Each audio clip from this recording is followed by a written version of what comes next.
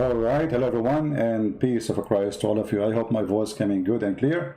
And if it's not, that's mean you have a problem from your side. Today our topic is who ate the Quran. And this time we'll not talk about the hadith, which is mentioned by Aisha that the goat ate the Quran. This time our brother David Wood, he ate the Quran. Now you might ask yourself, I mean, he was maybe hungry, out of money. He's lazy to go to the kitchen to grab something? No. So we will talk about this, and we will talk about the silly comments of some people who they attack David Wood for what he did. One of you sent me a message saying, don't you think that David Wood in serious trouble for eating the Quran? My friend, I say Muhammad is filthy, stupid, idiot, all day long. So eating the Quran is a problem now? I mean, hello?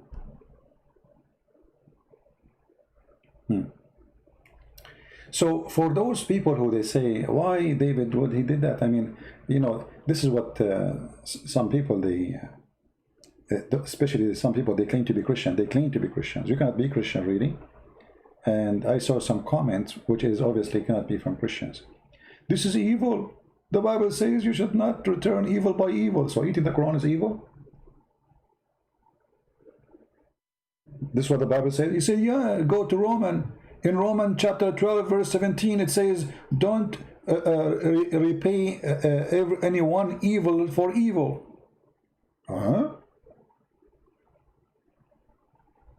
I mean, evil doing is hurting people, not ripping a page in a book. So those who they speak silly, they are silly and they are no Christian. And actually they are more dangerous trying to corrupt the meaning of our Bible to make it something different.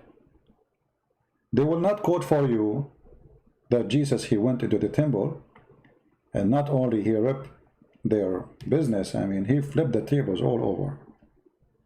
So Jesus must be evil for you. So for those who they are speaking against David Wood for what he did, I say to them, you're a bunch of cowards, liars, and you are not a Christian. You know, remember, this is internet. People, they can change their name. They can call themselves George, Tony, whatever, you know. It's internet. If we watch the video from the beginning, and I will play a little bit of it, you will see how much the Muslims trying to put the pressure on those people. And they do it to me too. They try to bully me. They try to make my reputation go bad. Christian Prince, he says to a Muslim woman, suckle me. But they cut the video and they edited it. I was quoting what their prophet said. And actually the Muslim woman, she was speaking dirty about Jesus. She is the one who said Jesus, he did that to his mother, you know.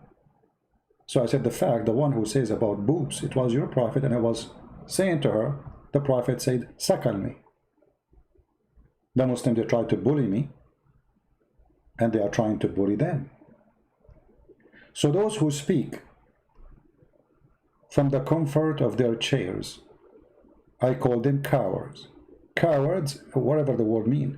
Those people, they are threatening their wives, they are harassing their family, and they try to do the same to me. But, you know, I'm not married. Good luck with that.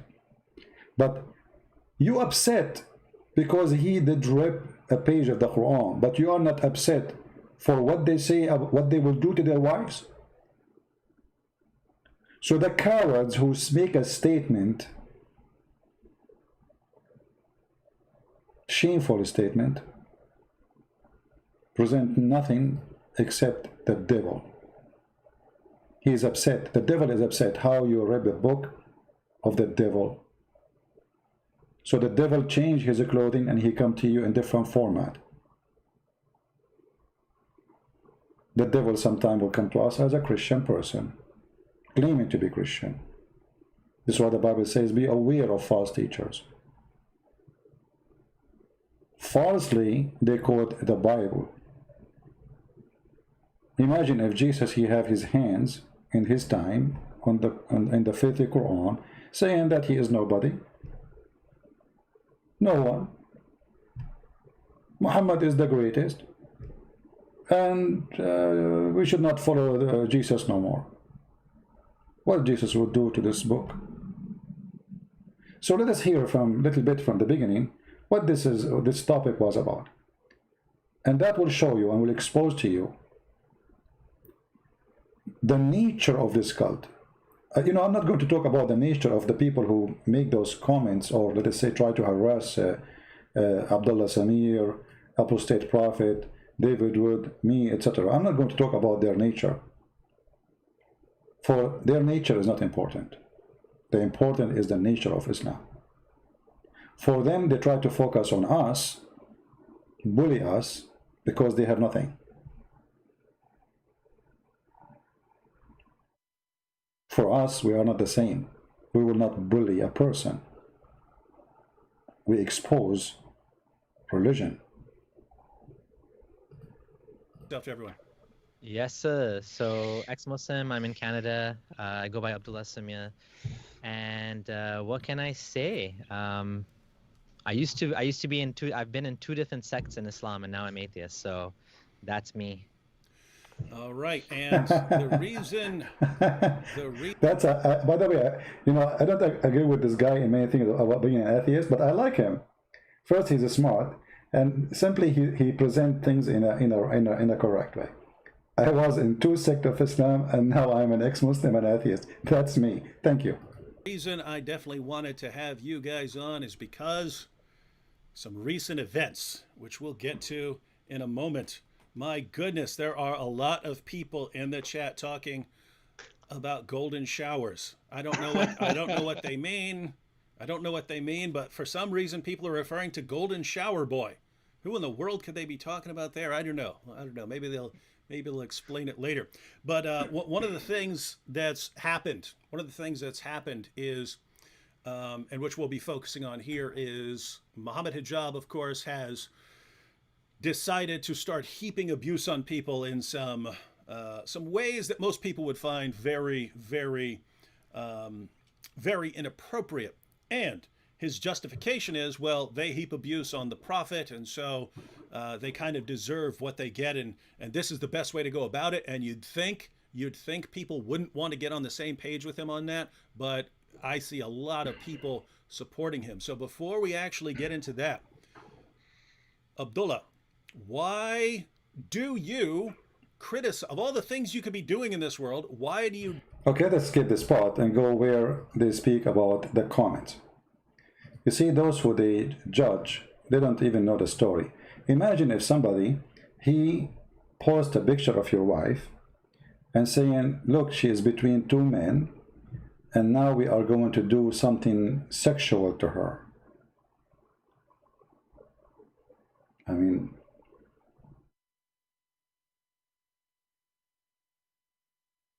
what is that? If you have a problem with David Wood, that David Wood is exposing Islam, well, answer David Wood, call him names, whatever. Why you put his wife there? Why you put the wife of Abdullah Samir there? What the wife of Apostate Prophet have to do with this? Why you are being filthy? Well, he will not be better than his Prophet. Who is the best example in Islam? Muhammad. Muhammad was a bully man. All the Quran is a book of bully. Even Muhammad, he bullied his uncle. Even his uncle, he was bullied by Muhammad. So those who they talk and they open their mouth, they don't know what we are talking about. Or what they knew that David Wood, he ripped a picture of the Quran and he ate it. Which is, I find funny, by the way. I hope he's okay after eating it. In a video Abdullah bin Dal, I think, posted it. You're weak! You're weak! Yeah, you're weak things. You're never Muslim! What kind of Muslim are you? Me strong! Me hijab, me strong! He was also saying about Orientalists. He was like saying, yeah, I'm your teacher. I'm your teacher, boy. You learn from me, boy. I'm your teacher. And I think he was saying, what?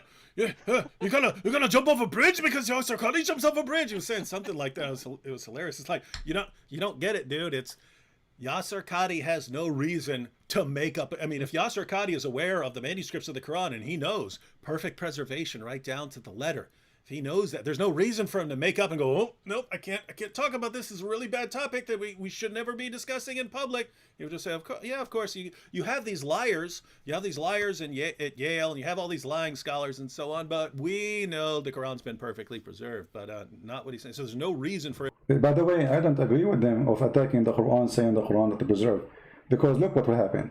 I don't know if you notice in my debate with Muslims, the Muslims, they start saying the Quran is not preserved. Why they do that? In order to escape from the stupidity of the Quran. So it's not for my benefit to focus on the Quran is preserved or not. The Muslim come to you and he say this is a book preserved word by word, so he have no escape from the stupidity of the Quran. But when we say the Quran is not preserved, and you will see how Muslims, they will start, this will be very popular soon, because this is the only way to get out from the stupidity of the Quran, saying women have a sperm coming from her ribs. Man have a sperm coming from his backbone. Nobody can go to the space. Allah make the stars to show the shaitan in his bum. Flying carpet of Sulaiman. So if we promote the idea that the Quran is not preserved, the Muslim, they will like it. They will say, okay, the Quran is not preserved, so the book of Allah have no mistakes. Those who have mistakes, stupid things in the Quran are made by the one fabricate them. And already they are doing that to me. Why want to waste my time? But anyway, this is their opinion, because you cannot corrupt the corrupt. I mean, the Quran from the beginning is a book of a corrupt man. So how you can corrupt the corrupt? You corrupted it twice? It doesn't make any difference. Preserved or not preserved, who cares? Muhammad is a fraud. Let us hear more. For him to make up holes in the narrative. And so that's why people realize, wait a minute, we got a problem here. All right, let's go ahead and take a look at Muhammad Hijab's Twitter page, and we'll start seeing what's going on here. Boy. Refute you. All right, so this is Boy.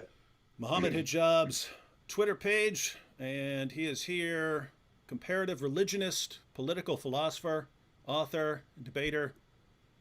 Wow, not professional tantrum thrower. I'll see it on there.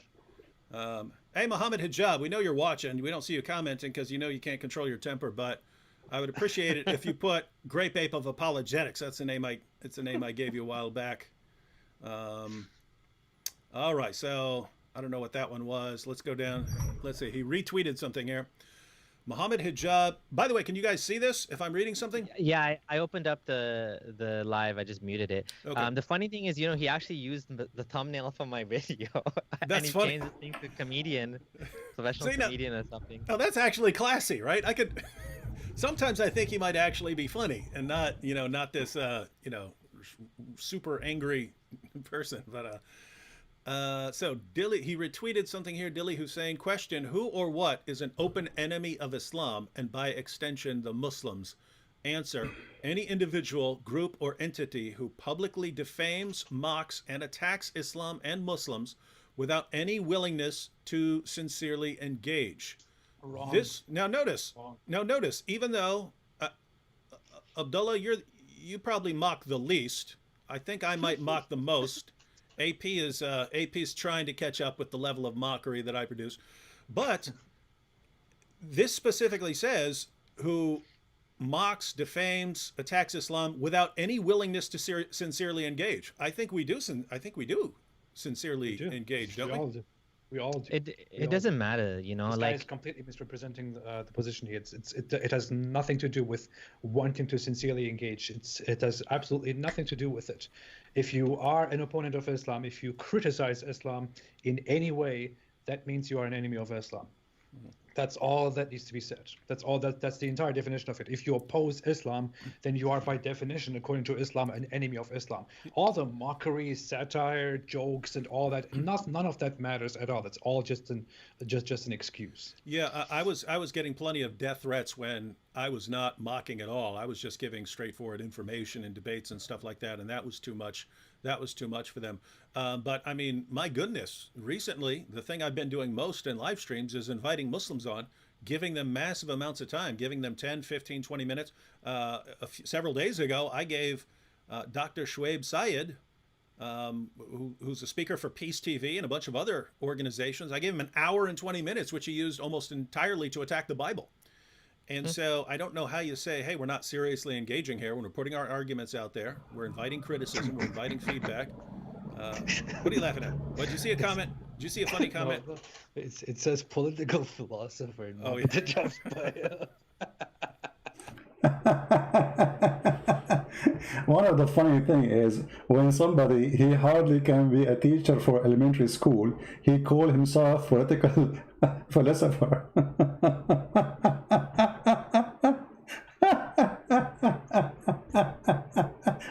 I'm so glad he did not call himself a prophet yet. It's coming soon, just wait. It's just a matter of time, you know. He's a political philosopher, and you know, he have yeah.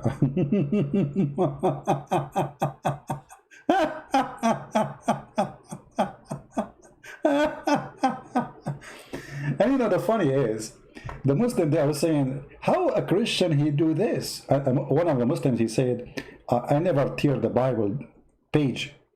You tear our churches, you tear us. Your prophet, he cut women pieces, two pieces alive. Alive. And they are speaking about respect. You Muslims, you call us kuffar, you call us pigs, you call us monkeys. I never tear the Bible on a page. No, you throw them in the garbage, you burn them, you give them to your animals to eat them. And if somebody have one page of the Bible in your country, he will be arrested. And what you would do with the page? You put a frame around it? I mean, the hypocrisy of those people is beyond imagination. I'm not sure which part they start showing what they were saying about their wives. Anyone know which moment? Slaughtering people. We're responding in the most peaceful way you can while actually making these points. We're doing it through And criticize him. We don't even do half of what he has done to us. And then these Muslim apologists come and say, well, how dare you insult our prophet? Now we can insult you. That is where their logic entirely fails. Yeah, and that's an important point, because I say that when people say, well, why do you criticize Muhammad? Hey, Muhammad criticized me long before I heard who he was. Yeah. He was coming after us long before we ever heard of him. And what you guys are saying, what Muslims are telling us is, yes, here's this system that calls for the annihilation of your civilization and says that you guys will be killed and that your wives will become the sex slaves of followers of Muhammad, but you need to just not speak about it. When, you know, here's the craziest part as far as I can tell. You've got, I mean, if anything in the history of humanity deserves criticism, I would say it's this. But we're not going out there and slaughtering people. We're responding in the most peaceful way you can while actually making these points. We're doing it through speech and discussing points and going through arguments. It's like, gosh, if your ideology cannot handle that, if your ideology says we're going to kill and slaughter you all, but you can't even speak out. No, the one who's saying the timing is 1:49. This is when he ate the Quran. I'm talking about when he showed what they are talking about their wives. Maybe here, let us see. I'm trying just to show you, you see. So imagine somebody is posting pictures of your wife saying he want to do rape her, or he want to, I mean, if this is happening to one of you, you will not even go to bed to sleep. You will be worried about your family. So those who they are throwing rocks at David Wood, they are a bunch of cowards. Those people, they are putting their life in the line. And instead we support them, protect their family. You know, if you cannot even do anything, at least give a nice word.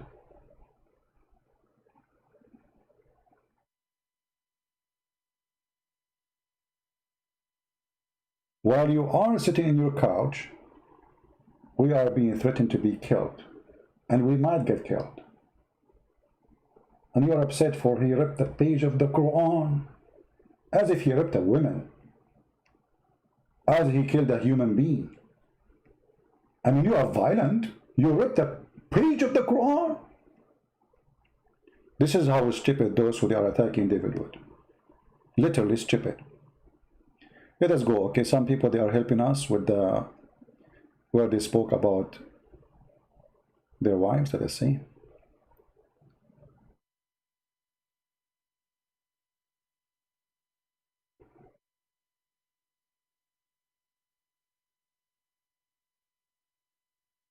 See the coward? Look, he is posting a picture of David Wood and his wife. Do you see how they try to bully you, how they try to threat you? They are filthy. I'm not talking about the Muslims, by the way. I'm talking about those bunch of cowards. Mimi, Fifi, they are a gang. But by the way, they are very useful. Down within a few seconds, but a Muslim took a screenshot of it instantly because he was sharing these things and so on, and then he asked why you took it down. So let me see if I can get this up here. So this is hey, I just noticed I'm wearing the same shirt that I'm wearing now, even though this is years ago. That's how long I keep my stuff. So this is Muhammad Hijab says, Mary Wood, David's wife, a public figure who has her own content. Here she is between two men. So notice, because my wife is in the middle seat. Mimi Hijab, when he go in the airplane, he buy the whole line. So his wife, she will not be between two men. I mean, look how filthy, trashy they are. What does have to do with Islam and the debate and the topic? What is this?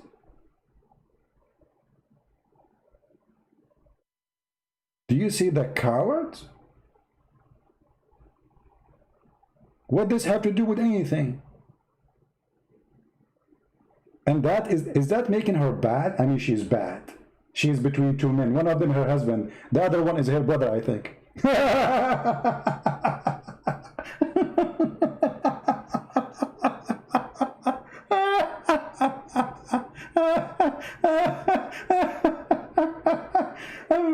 This is the best comedy ever.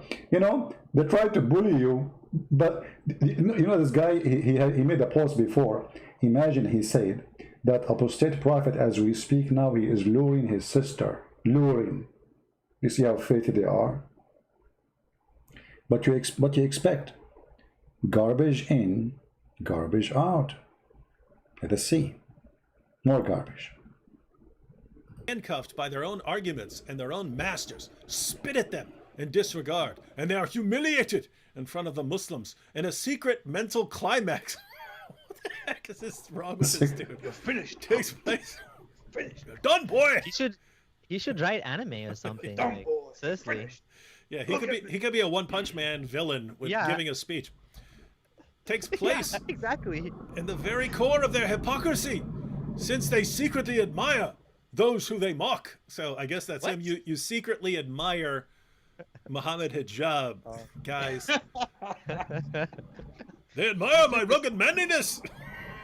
He's doing this whole thing. He's doing this whole game about how we ex-Muslims are traitors and we are Uncle Toms, we are sellouts, and we are sucking up to our white masters, like our white men. Yeah, you know, here is the issue. When a Muslim, he speak about the white man. I can show you the reference where it says, if somebody says the prophet is black, kill him. I can show you where in the Quran it says that Allah in the judgment day will make all Muslims white and all non-Muslims black.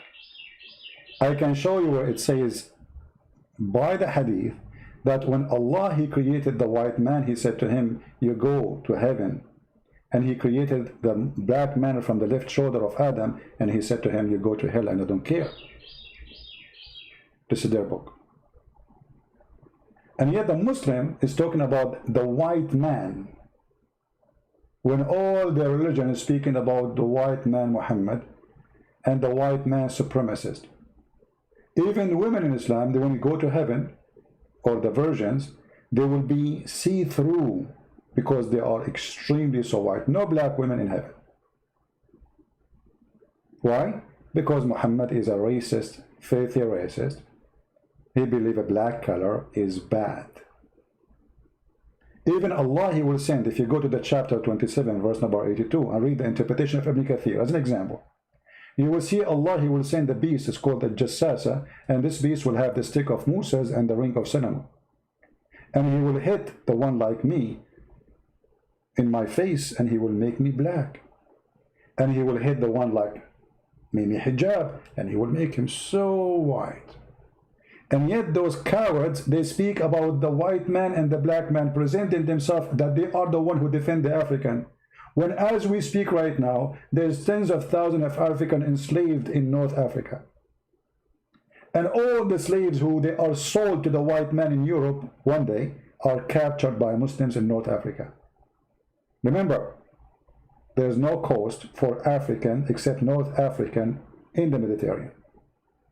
The one who captured them was the Moroccan, the Algerian, the Libyan. They invade inside Africa. They get the poor African. They put them in a ship. They ship them to the one of the biggest market of slavery in the world. It was Morocco. Go do a little search, and you will find what I'm talking about. There's a revolution happened in the south of Iraq. It's called Revolution of the Zinj, which means Negro. Do you know why? I mean, what the black people are doing there? The whole territory is nothing but a black African.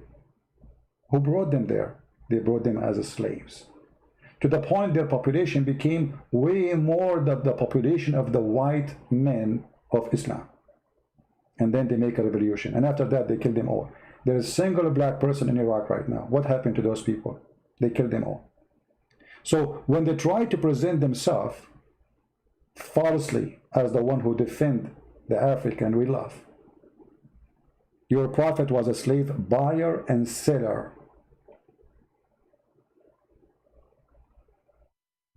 Who are our masters. Like in his idea, this is a good reflection of his mind. This is actually he's really projecting upon all of us how he views society. Muhammad Hijab views society in such a way that that he is supposed to be either inferior, and at the current moment he's inferior to the white person in whose country he lives, or he is or he will be superior to them.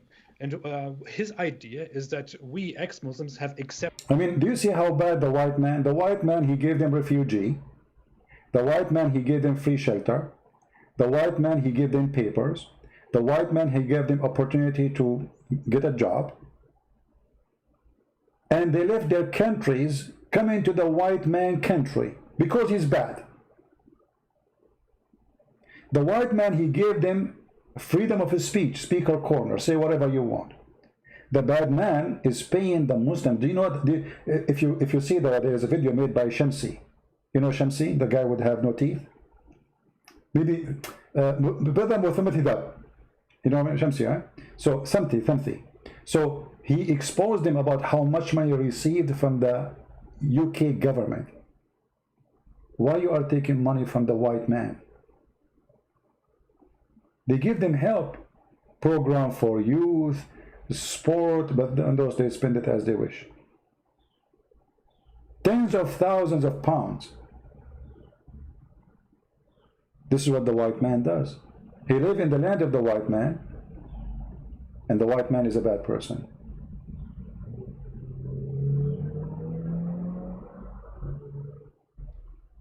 The currency he holds in his hand, this coward, have the Queen picture of England, and the Queen, she have a crown, have a cross in it. He don't mind to hold the money. Those people remind me of the hypocrite Jews in the time of Jesus when they asked him, should we pay tax to Caesar? Jesus said, show me the money you have. They showed him the money. It had the picture of Caesar. So he said, give to Caesar what to Caesar. Hypocrites. They don't want Caesar, but they carry his money. And this is how hypocrite those people are.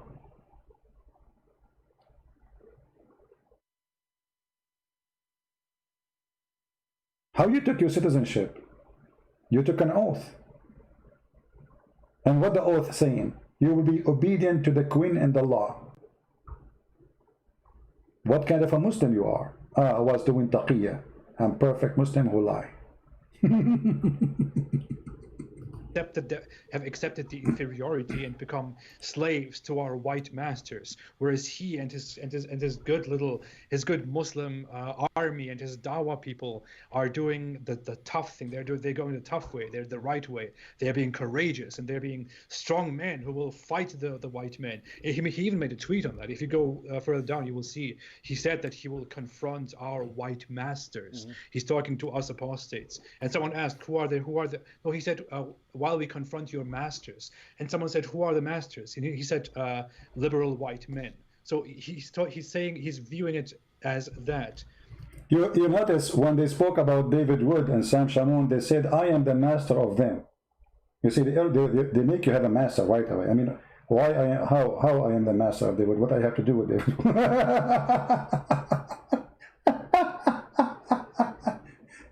They tried to bully me. They did not let me talk. The coward, he don't dare even to let me talk.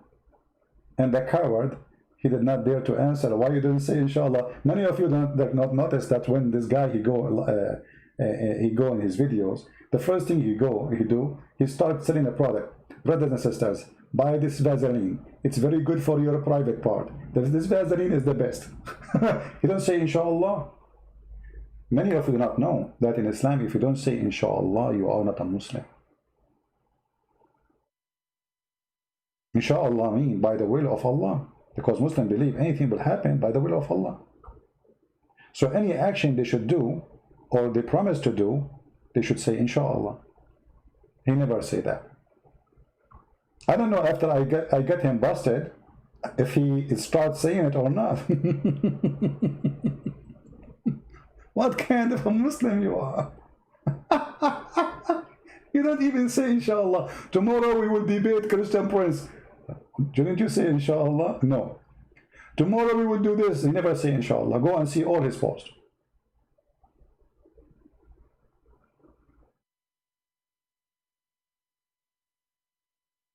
Inshallah, we will debate Christian Prince, but he never debated me. Yeah, there are the white people, there are the apostates, and there are the Muslims. He is the strong Muslim. We apostates are the slaves to the white people, and he will go and crush the white people with his ideology. But this guy lives in the kingdom. I'm laughing at the comments here. Check that. KL says, it's hang on, it's covered up by our video. KL says, what's a mental climax? And then, the funny, when I said to a Muslim women, suckle me, quoting their prophet ordering Muslim women to suckle us, he said the Christian sexual predator. They have the mentality of sex. Their prophet is the prophet of sex. What is your promise for you if you follow Allah? Sex. Sexual. Not saxophone, sex. Real sex. Allah will make your private part endless.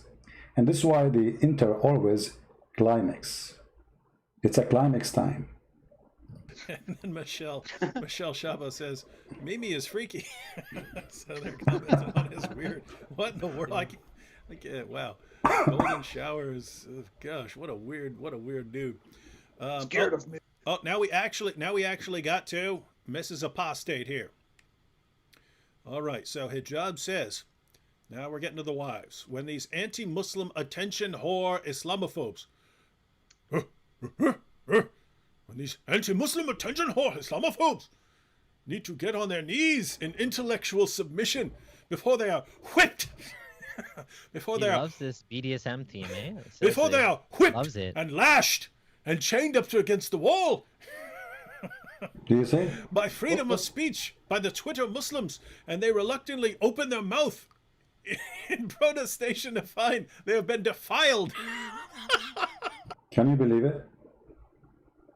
Can you believe it how filthy they are? And then you will find an idiot upset because David Wood, he ate a page in the Quran. Imagine you make a comment about Islam and then somebody says that he would do that to your wife. He will open the mouth of your wife and he will do something in her mouth.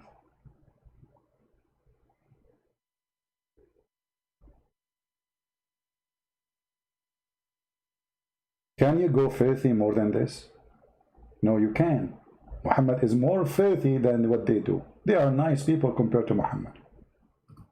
by the truth. Hey, listen, he said all of this imagery here, whipped by freedom of speech by the Twitter Muslims. So you guys are being lashed and whipped by the Twitter Muslim, and you reluctantly open your mouth in protestation to find that you have been defiled. No, look, it is actually worse, and it's hard for me to speak this out, to be quite honest. But he's referring to my wife.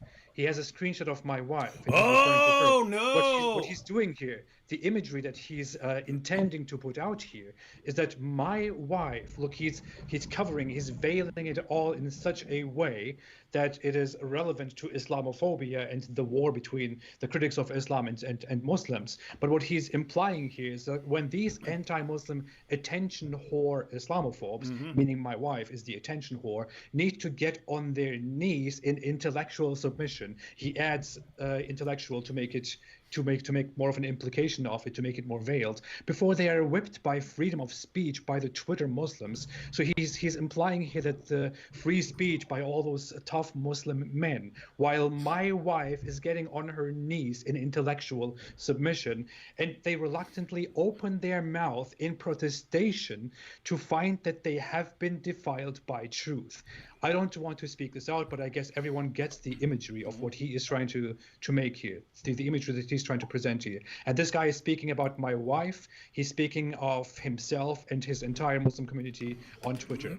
What this guy is doing here, dear Muslims, dear very morally sublime Muslims, is that he is implying that you tough Muslim men are here.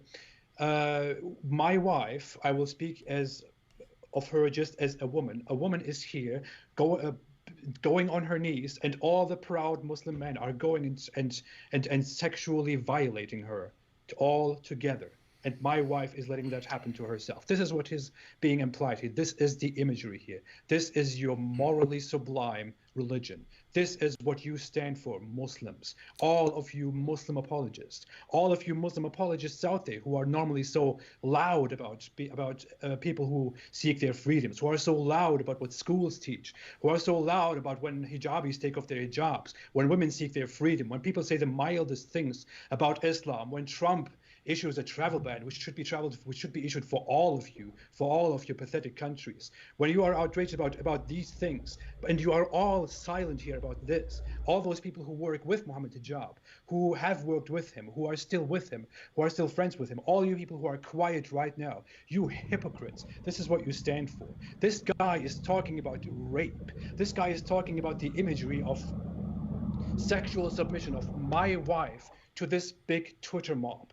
This is what this guy is talking about. This is what you Muslims, all of you Muslims who have engaged with these people, who have been part of this whole discourse, of these whole conversations, and who have said nothing about this. This is what all of you perverted bastards stand for. This represents all of you wicked perverts. Wow, that's disturbing. I really do think that a lot of people don't. I mean, I didn't understand that until you explained it to me. I think a lot of people are just totally lost with hijab. Like, he's in his own world here, and he's saying a lot of shit. He's making up a lot of nicknames. There's so many nicknames that I can't even keep track of who's who anymore. They're mental slaves to the sexual perversion that the 7th century savage has created. They are mental slaves to this. Dying and drowning and being hungry, being starved in their sexual starvation, that they let this out in such a violent, hostile way. It is disgusting. I don't know. I think whatever you did, I mean, you've exposed hijab for what he really is. I mean, I can't take any credit for, like, I know he's been attacking me and he's attacking Gondal and Faye and your wife and everybody else, but the main target of all of this, the main one is you. Yeah. Because I just came back from vacation. I was on vacation for 2 weeks, and I didn't even barely go on Twitter when I was on vacation. I came back, I retweeted one of Gondal's tweets of Muhammad Hijab, and then he went crazy. And none of this this all started. I don't know how you managed to piss him off that bad, but what you've done is you've all I've done is I asked him for a debate on Islamic. Oh yeah, that's all I've done. Yeah, how dare you? That's what happened. This is what happens. This is what you get. This is what you get when you challenge him. You unraveled him like nothing else. Like, he's completely, totally lost it. And in a way, you know, we have to thank you because nobody else managed to accomplish what you managed to accomplish. He's just I gone do take credit. completely, I have like made he's him gone. crazy. I haven't actually done anything. All I have done is not be humiliated, not be humiliated, and not be bullied and submitted by his disgusting, awful behavior. All I've done is just to respond, to push back, to bully him back, which he does to everybody out there. And people usually step back. People are quiet. People ignore him. They don't want to give him the power. I didn't do that. I just responded to him. I bullied him back. I called him a coward. I called him a loser. I called him an idiot. And I when don't he know if did I would this, call that he bullying went back. I would he call went that standing crazy. up for yourself. No, I mean, I would bully him back. If he bullies me, I will bully him back. I'll do that. I Yeah, say I that. believe in bullying I him did back. it back. I did that, and I didn't drive him crazy. All I did was expose what he actually is The, by simply standing before him. the comments are awesome. 50 Shades of Hijab. What a freak. Wow. Yeah, so guys, we have this, and here's something that's interesting. Of course, we haven't scrolled down to the comments that are dealing with Abdullah's family, but just along these lines to show you what a creep this guy is. Let me go ahead and get rid of this comment here. I will continue what I'm doing, by the way. You can try to bully as much as you want, you genius. Yeah, I know you're watching. I wanted to pull up. Where is it? And okay, yeah, Muhammad Hijab actually did one of these posts about my wife, but then took it down within a few seconds. He posted it and then took it down within a few seconds. But a Muslim took a screenshot of it instantly because he was sharing these things and so on. And then he asked why you took it down. So let me see if I can get this up here. So this is hey, I just noticed I'm wearing the same shirt that I'm wearing now, even though this is years ago. That's how long I keep my stuff. So this is Muhammad Hijab says, Mary Wood, David's wife, a public figure who has her own content. Here she is between two men. So notice, because my wife is in the middle seat. Hold on. Your wife between two men. David, what's wrong with you? I'm so disappointed. You cannot do that. I mean, what we will say now to the Muslim community? How we can explain to them what happened? Your wife between two men, and one of them is you, and the other one sitting next to her in airplane. That's it. You lost your reputation. You know, remind me when a Bedouin man, he came to Muhammad and he asked him to sleep with his wife. Do you know what Muhammad he said? He did not say, shame on you, I will kill you, the coward, because this man is very powerful. He said to him, but she is the mother of the believers. After he left Aisha, she asked him, who is this guy who speaks to you in such a way, disrespect? Imagine a man, he come to you, says, I want to sleep with your wife. Muhammad, he said, أحمق مطاع, which means a fool we have to obey, which means if he insists, you go with him. That is your prophet.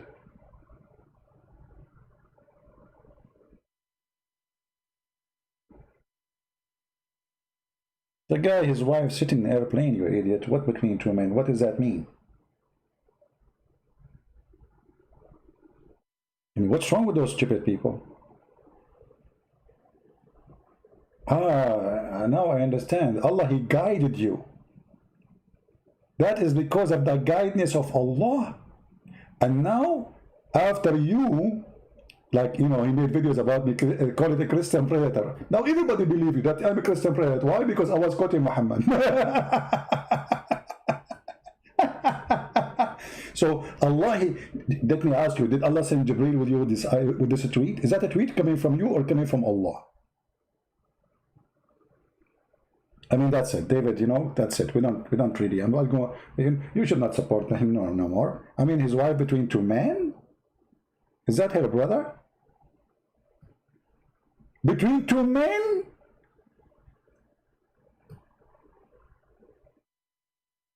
Like what? I cannot believe that such a thing happened. What we will tell our kids now? How we can face the society? Do you think CNN will publish it? The fake news TV station? Da-da-da, da-da-da, da-da-da. You know, like, what is that? If we, you know, if we question, I mean, what does that mean? I mean, I don't know. Actually, I'm trying to understand what exactly this is all is about. I'm receiving a call. Okay, let's see. Oh, it's Zakir Naik. Dr. Zakir Naik. Okay, let us answer. Hello? Christian Prince. We got you busted. And now every minute that your friend David Wood, his wife, he was sitting between two men. Zakir Naik, hold on, come on, man, take it easy. What do you mean she was sitting between? There is a picture, and the picture actually posted by brother Muhammad Hijab, exposing your brother. What happened? What she was doing? She was sitting in an airplane. Are you serious? That's a very serious crime. Exactly. And that is a proof that all of you are false people. And do you really have a proof of that? The picture is there, it's on Twitter. Zakir Naik, come on, I don't believe it. I swear by the leg of Allah. No, which leg? You have to be careful. Are you swearing by the left leg or the right leg? Christopher Prince, first of all, you are stupid and you are an idiot. Allah have only one leg and he jumped with it like boing, boing, boing. And it is only the right leg. Allah have two right hands and one leg. It's the right leg. So what happened to the left leg? Triple, you are trying to take the topic. Okay, we go back to what was the topic? David Wood, his wife between two men. Explain to me now. You Christian are perverted people. But you said she was in the airplane? Exactly. Okay. And when your wife, she go in the airplane, she sit, like you sit from the two side? Yes, I do. You are two people? No. So who sat next to your wife? This is a very American question. I escaped. So, okay. When your wife, she go in the airplane, there's a person before her or behind her. Is that bad? Get ask me a different thing. Ask you a different question. Okay. When your wife should go to the police station or the immigration, and there's before they stamp her passport, there's a person either before her or behind her. Does that make her bad? Ask me a different question. Okay. Your wife, she now in Walmart and she wanna pay for she pay with cashier, and there's a guy before her and a guy after her. She is between them.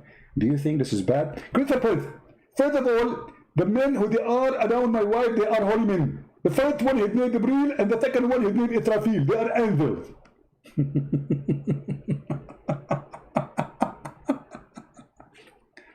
Brother and sister, I invite you, all of you, to go and see the scandal of David Wood. His wife, he is between two women. Two men.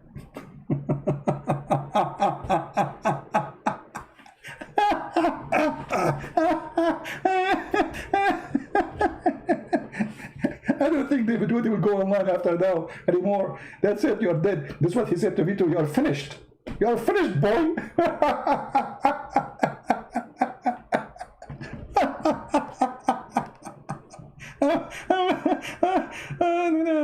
Hey, hold on.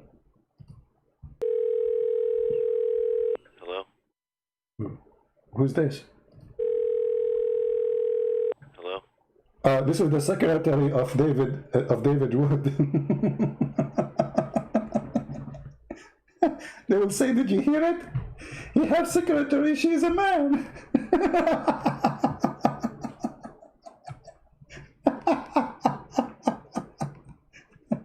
I mean, they are so desperate, so stupid. They don't know how to answer us. They don't know how to refute us. They come with the most hilarious sexual, because this is their cult. This is their quality. This is who they are. When I quote your prophet saying, suckle me, by the way, I'm thinking to start a day, it's called Suckle Me National Day. Why they are upset from practicing Islam? Isn't it your prophet, he said to the woman, to order the man to suckle from her? And she said to him, how he can suckle me and he is a grown man? Did she say that, or I am the one who said that? So if I quote the prophet, let us find the hadith. If we call the false prophet, filthy prophet, mad prophet, I mean, all those prove that Muhammad is a madman. How I can suckle him and he is a grown man? So if I say suckle me, that makes me sexual predator. Sexual predator. Suckle him. Okay, suckle me. Don't you think this is a good idea if we establish a suckling national day of Allah, where everybody practice the order of the Prophet? Aren't you Muslim Sunni who practice the Prophet order? Suckle me day.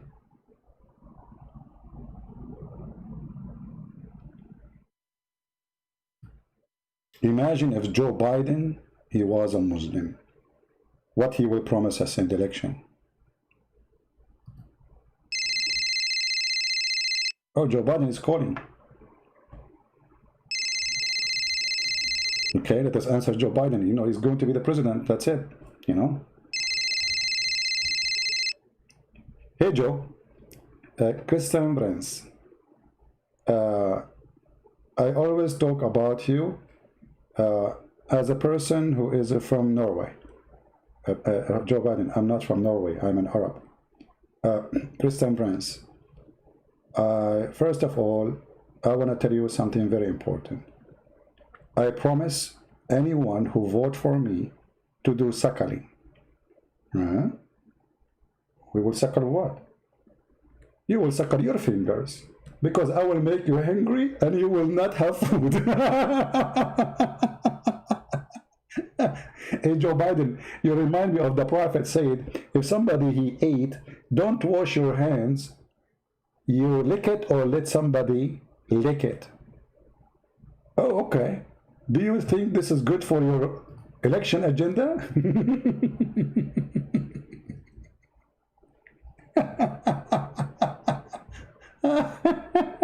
Oh boy, I hate you. Okay. Brother, read with me, brother. Sahih al-Bukhari. This is perfect for Corona Day, by the way. I mean, you can fight Corona with this.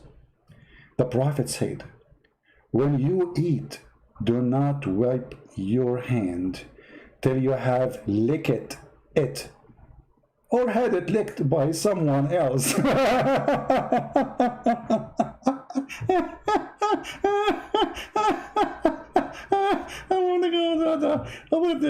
What? Who's going to lick my fingers? Don't tell me it's the dog, because you Muslims are haram to have dogs outside the house. So don't tell me it's the dog. Someone, it says somebody who. So Muhammad Hijab, when he eat, who was licking his fingers after he finished? I'm not going to make a comment. Let us go back to the video. Better than going far. So guys, I don't know if you are going to listen to David Wood after now. His wife, she is between two men. I know you are disappointed. I am disappointed too. And I don't know what to say. I have no comment. Actually, I am in mute. I'm not talking. This is not me. I don't know what to say. Between two men?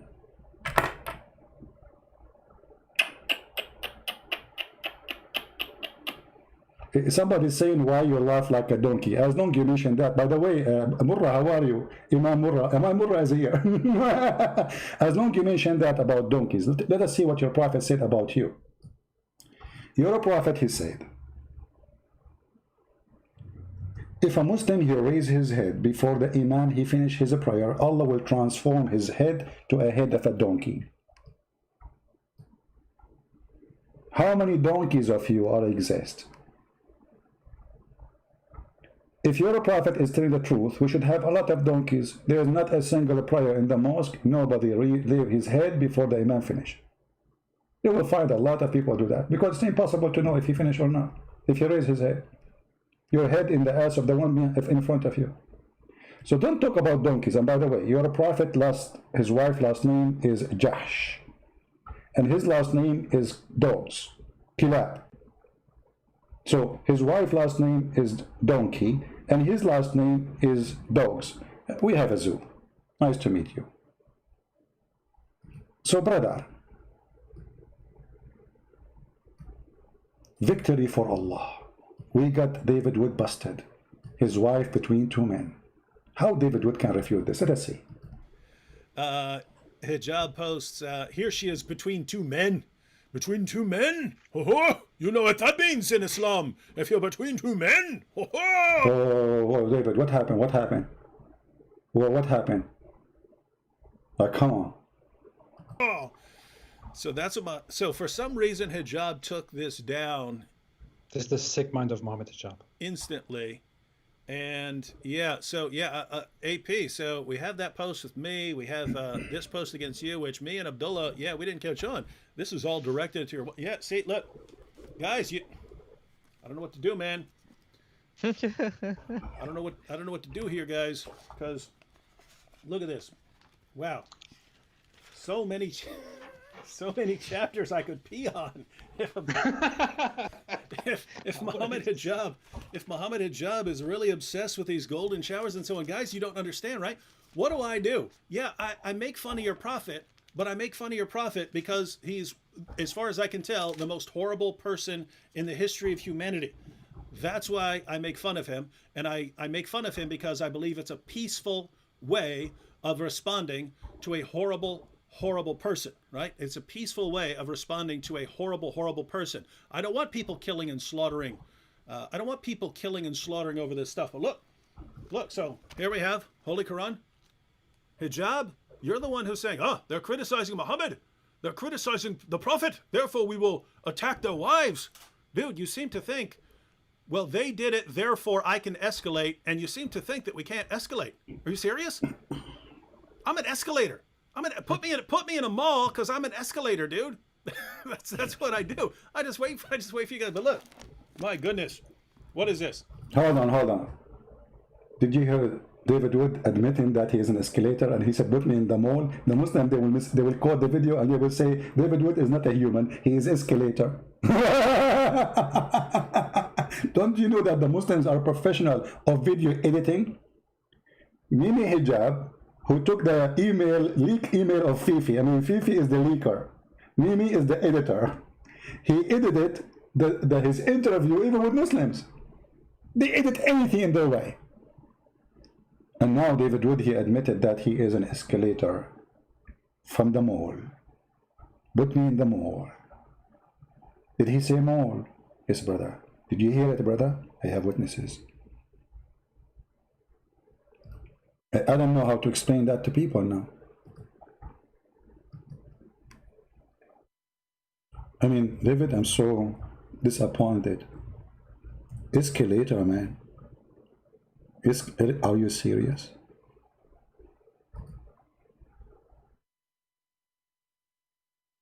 How now we are going to stop the Muslims from saying that you are escalator? They got you red-handed. Brothers and sisters, let me introduce for you, brothers,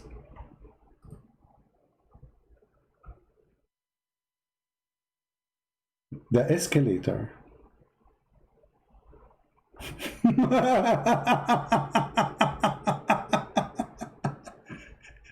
The Muslims, they will make editing of the video now, and they will say you are an escalator. Just wait. You are not even real. You are not David. You know, this is not the real you is the escalator. Oh boy. What else? What's going to happen now? Watch what David Wood is delivering a very good message. If you go so far to our wives, what our wives have to do with this? Why you are filthy? Why you are filthy? Actually, Muhammad Hijab, he's speaking against Islam. Why? Anyone who have little knowledge of the Quran, he will know that the Quran forbid Muhammad hijab of doing such a behavior.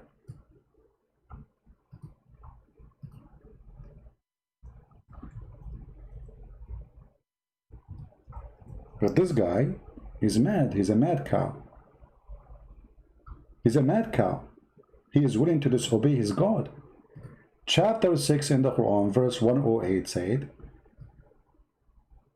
reveal not ye those whom they call upon beside Allah. So they will, because if you do, they will insult your God based on their ignorance.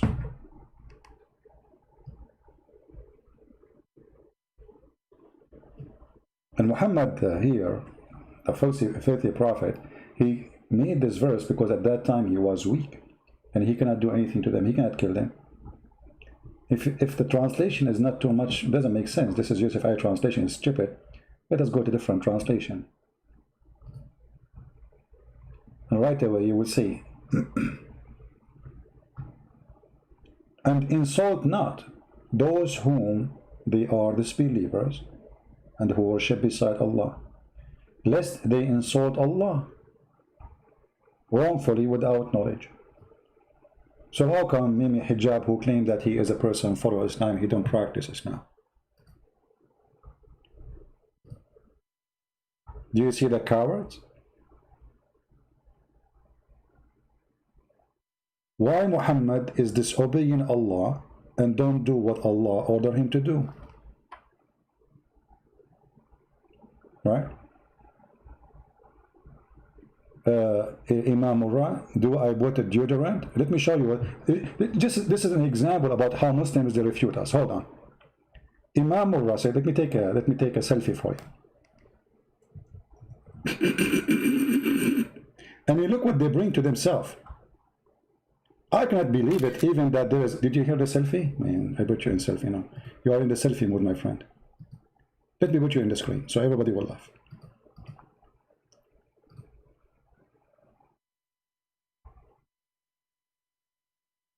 They cannot answer what we showed them in the screen. This is the order of your God. Look at the answer. Christian Prince, do you put a deodorant or you are a stinky dog? Okay, hold on. I'm going to use the deodorant of a Prophet Muhammad, and I promise you from now on, I will shower myself in a water have dead dogs, and women blood from period, and stinky dogs. Look, it is you who mentioned the word stinky. It is you who mentioned the dog. It is you who mentioned the deodorant. I mean, who is the first one who made deodorant? Must be the Muslims, right? Let us see what your prophet he used to do to kill his smell. Let us go.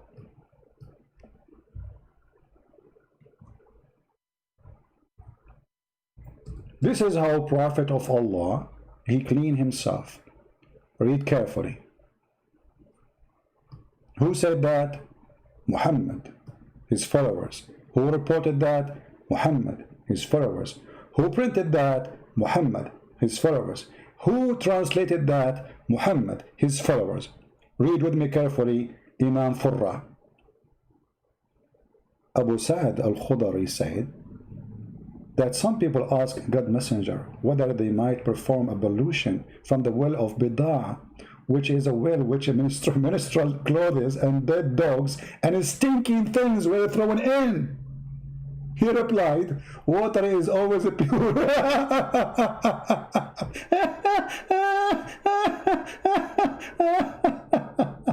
You are talking about the deodorant? This is according to your prophet, the deodorant for you is a stinky water, dead dogs, and women of blood from period.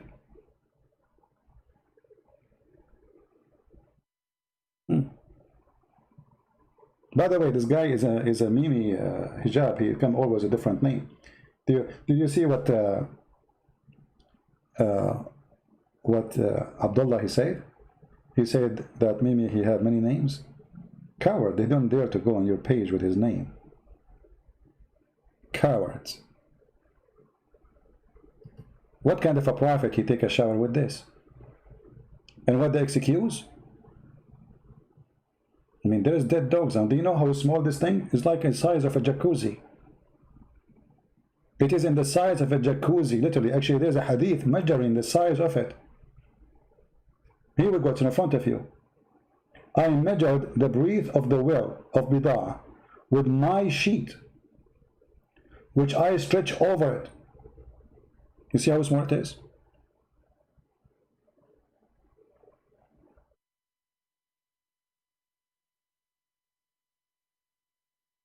This is your prophet. I hope that Mimi Hijab is enjoying the deodorant of his prophet. And by the way, you are sitting in your car, a deodorant or Vaseline. Is that made from dead dogs, women blood of period, and garbage mixed in together, make them Vaseline? Because this is what your prophet, this is the Vaseline of your prophet. And don't tell me the prophet was wrong. Is he? By the way, this is why they don't dare to debate me, because anything they say to me, anything, just give me 3 words, I will show you a story you will be ashamed of about your prophet. Just say 3 words. This is why they don't dare to debate me. Now, let us go back to our brother David Wood, who been exposed for now. Not only we found that his wife was between 2 men, he is escalator. I mean, what do you want more? You Christian, you cannot listen to an escalator. I mean, hello.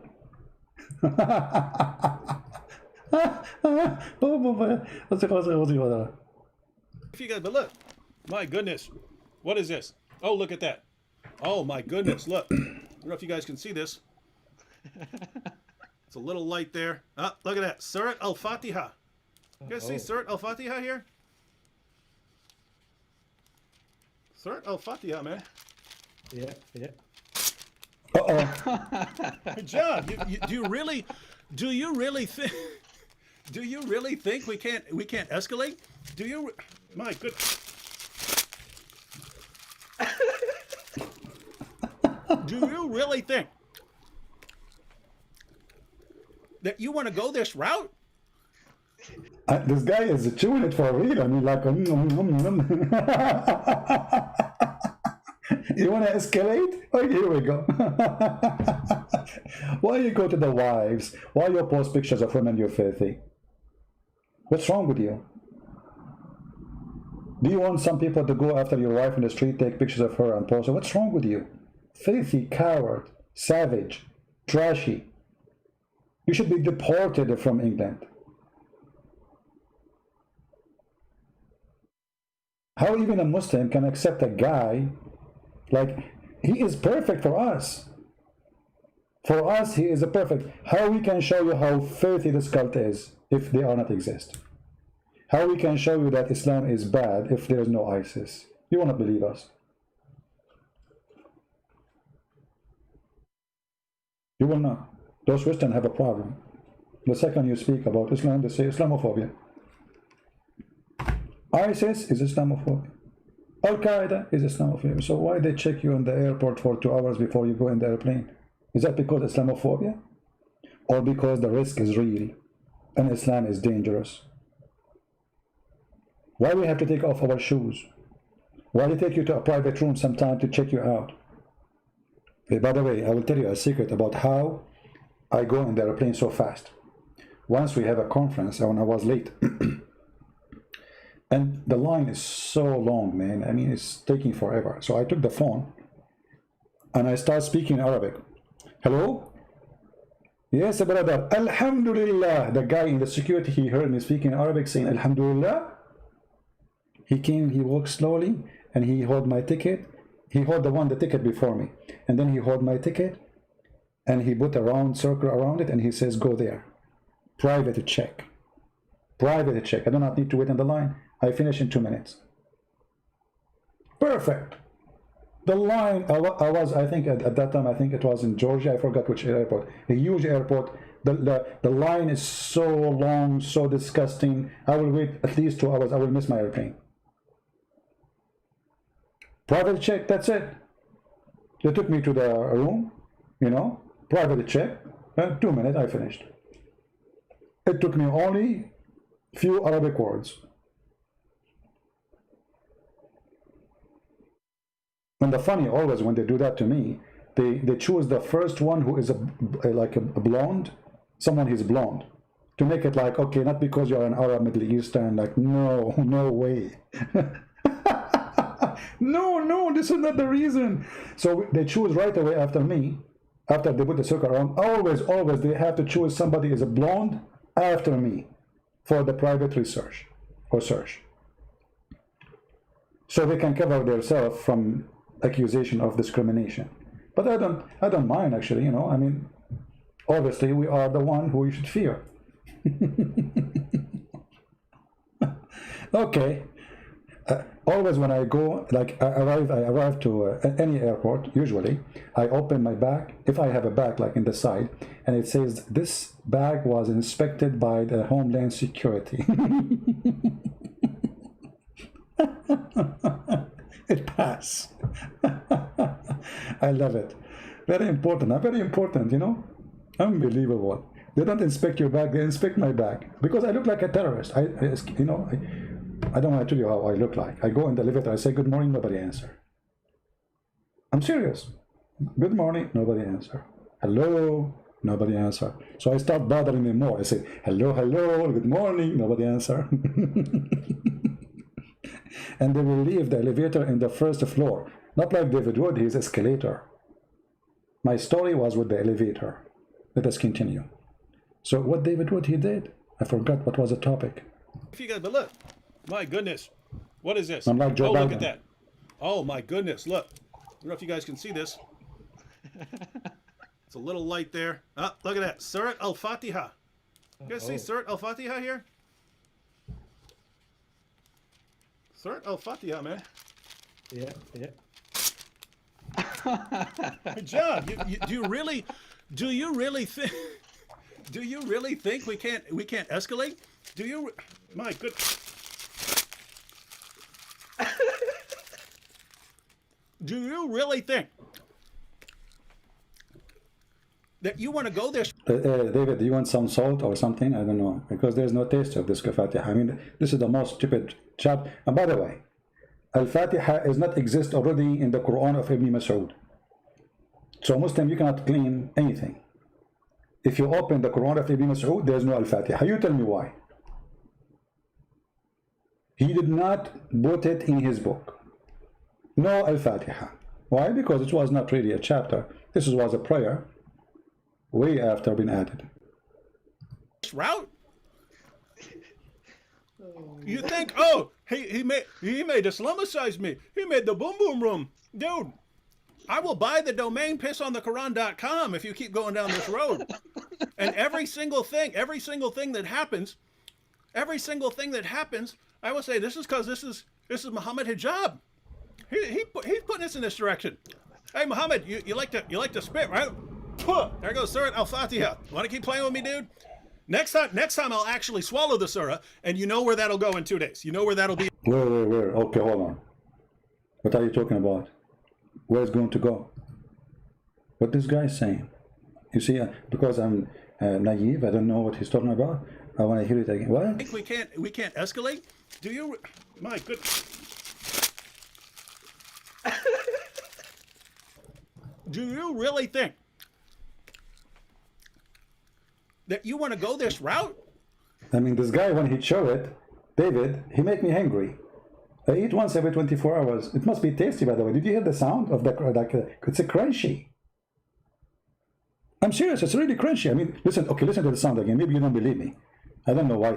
You know, maybe you guys are deaf or something. It is really crunchy. Okay. It's better than French fries. Oh, listen.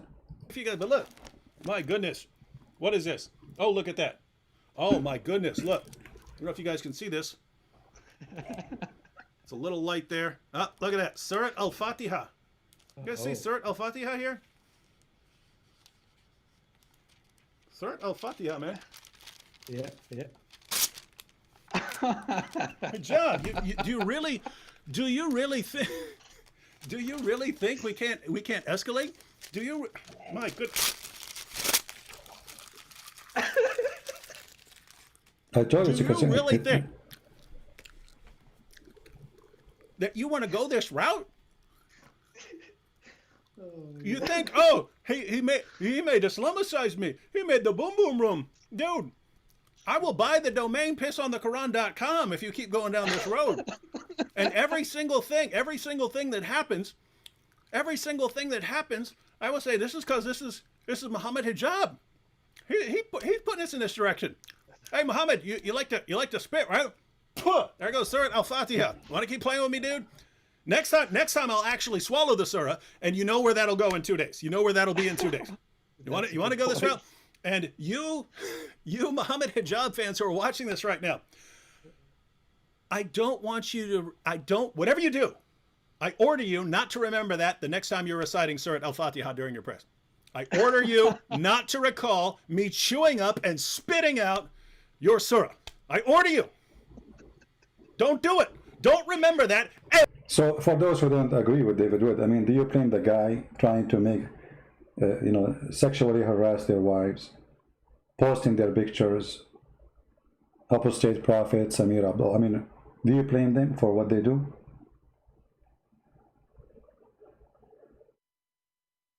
You are getting close to their family. What his wife have to do with this, you filthy coward?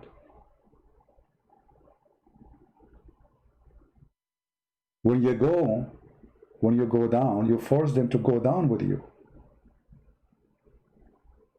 The Muslims actually, they should take down this filthy Mimi hijab. Because first the Quran forbid him from doing what he did. And we showed you the chapter 6, verse 108. Which means he disobeyed his God. And disobeyed his prophet. Number 2, the consequence of what they did is mentioned in the Quran. If you do that to them, they will do that to you.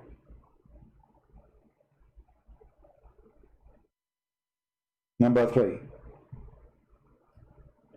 are you happy that Islam became a joke?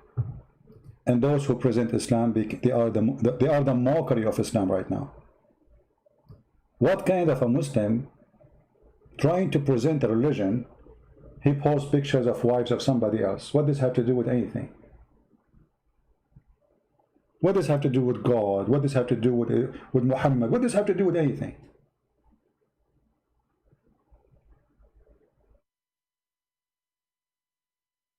A very coward behavior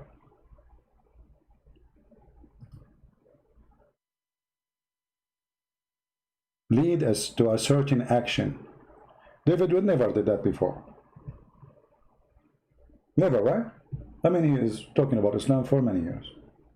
But now you are so filthy coming to his family. They made fun of his kids. They made fun of their illness.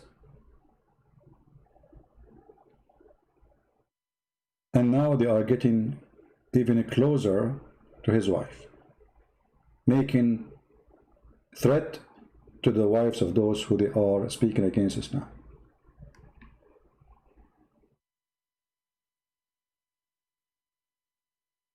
You forced him to do what he did, and you deserve it. The only one can be blamed for this is the filthy Mimi hijab. If you are a Muslim and you are listening, ask yourself, why David Wood never did this before? The answer is very simple.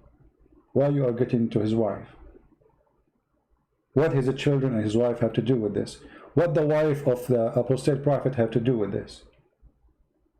Can't you be a man?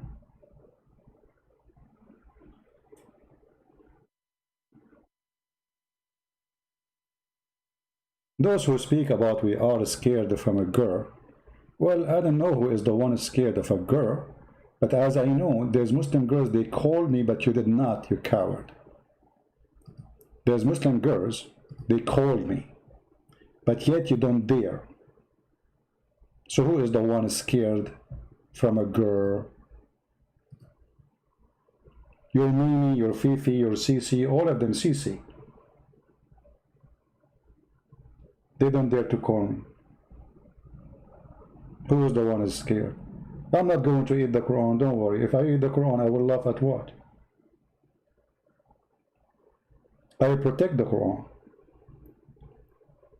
I have a Quran, was given to me as a gift many years ago. It's looked like brand new. But I protect it, for it is my favorite joke. If I eat, as an example, thank to Allah that David did not eat the chapter of the cave. Imagine if David he did that. I mean, we would lose the biggest comedy chapter in history.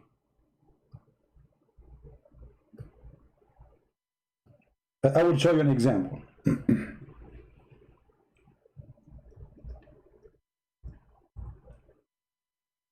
I will show you an example of the stupidity of a chapter 18. Just an example. They asked Muhammad about those who they called them the seven sleepers, how many they are. What the question? How many they are? Muhammad now, he decided to give them the answer, brother. Muhammad, he went home and he started squeezing Twitter, Google, he searched all over. So he said, some say they were 3 and their dog is number 4. What the heck? Since when you count the dog as number 4? In which language? You don't say he is number 4 unless he's a human. You don't say three human and number 4 is the dog. You say 3 human and 1 dog. And who cares for the dog now? So some they say they were 3 and their dog is number 4. And some they say they were 5 and their dog is number 6. Guessing at the unseen. Okay, guys, they are guessing at the unseen, so Allah will give us the answer. Yet others, they say they were 7 and their dog is number 8. Muhammad say, give them the answer. Okay, look at the answer now. After all this drama, he said to him, say, my Lord know best of their numbers.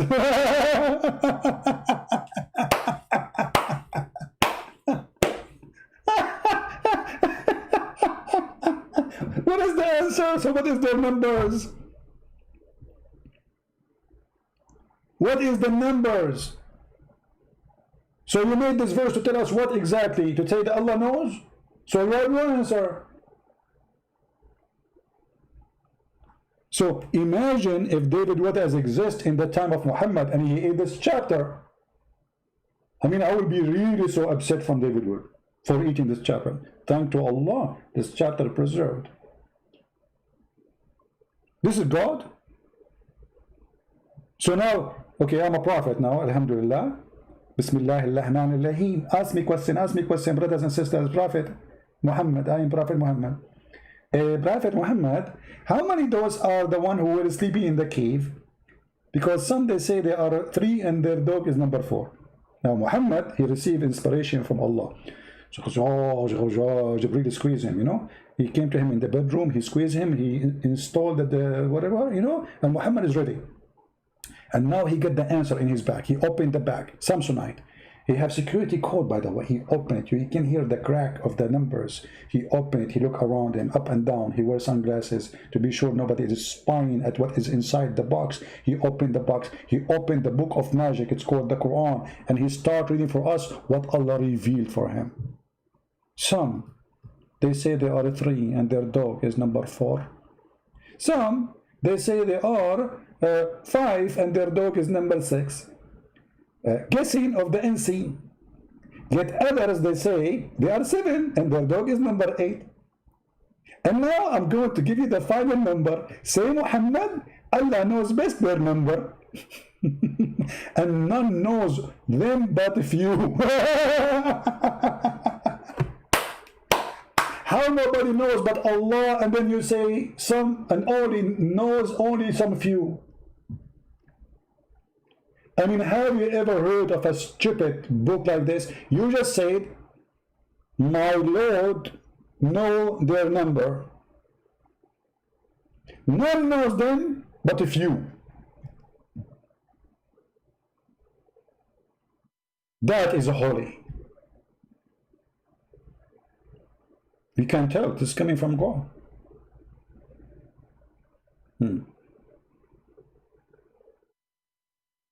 So I was so grateful that David Wood did not eat the whole thing. Otherwise, I will be out of topics. And by the way, you know, in Arabic, you cannot say 3 and their dog is number 4. That is the most stupid statement. You cannot say that, because when you say he is number 4, you count him as a human, but he is a dog. And here you notice something very stupid in this chapter. How you say that those are holy men, who they are Christians supposedly, and Islam forbidden anyone to have dogs with them, because dogs are najis, filthy, dirty. What happened is very simple. The word here, kalbahum, is not kalbahum. It is their provider.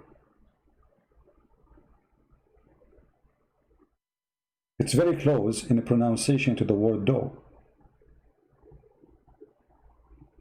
So when they wrote the Quran, they don't have dots. The letters was using Aramaic letters, and they could not make out of it anything except dog. But the fact it is Kali'ahum, the one who provides them, which is supposedly an angel. This is why you will see later it says that this, who the Quran claims it is a dog, he is opening his 2 arms, 2 hands. Have you ever heard of a dog have 2 hands? Since when?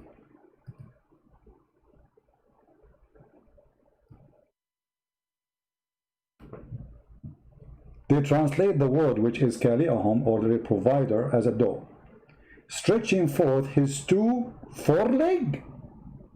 Guys, his 2 forelegs. In Arabic it says ذراعيه.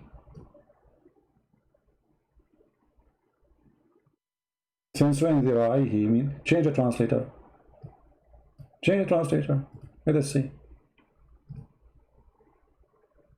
ذراعيه. Let us see which one I will choose. I don't know. They copy from each other anyway.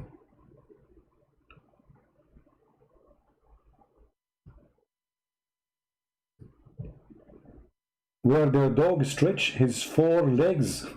But it says his two hands, his 2 arms. What 4 legs? Where is the word 2? Change the translator.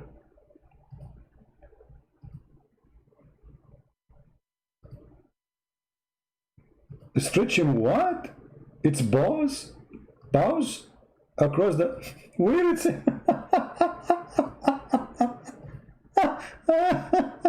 Let us see this guy. Different translation.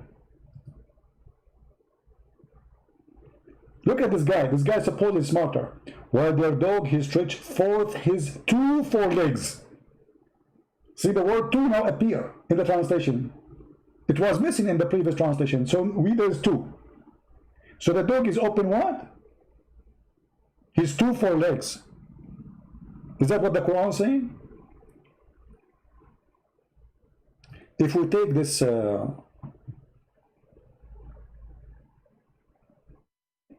this chapter, let us do this.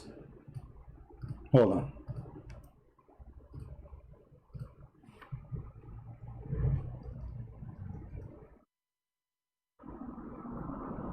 I will open Google Translate.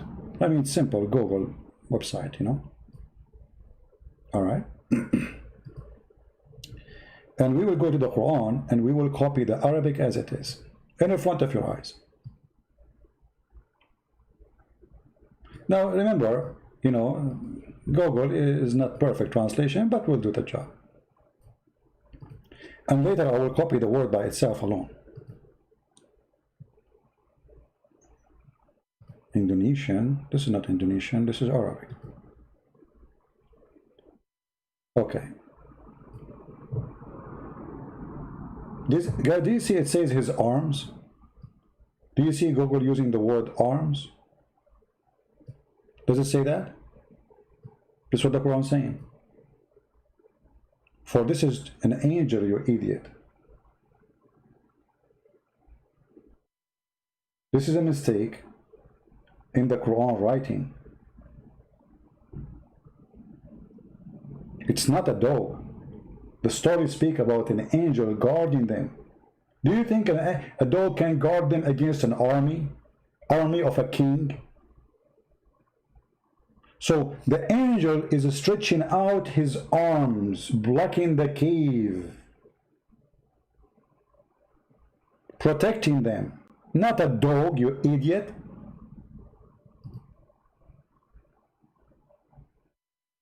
Otherwise, since when dogs have arms? As I know, they have 4 legs.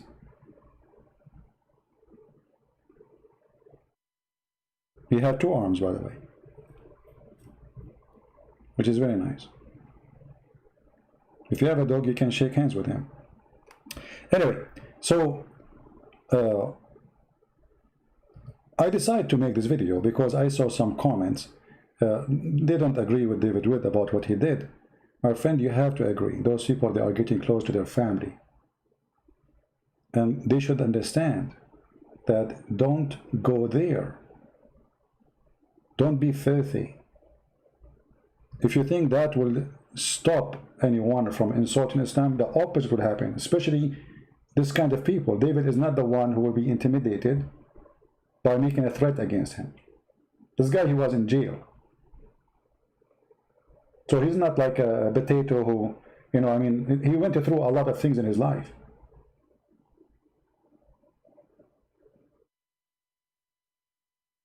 They tried the intimidation gang system, and it worked with many people, but those things would not work with us. Otherwise, we will be stopping in exposing Islam from a long time ago.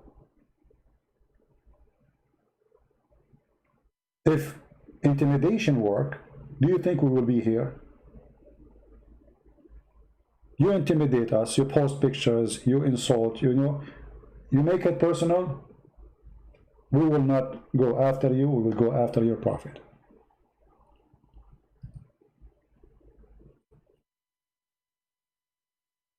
You are savage, you are trashy, and you have no dignity. What if somebody now start posting the wife of Muhammad Hijab pictures? Is that acceptable? Do you Muslims accept that, somebody doing that to you? Trust me, there's garbage people, they can do that to you too.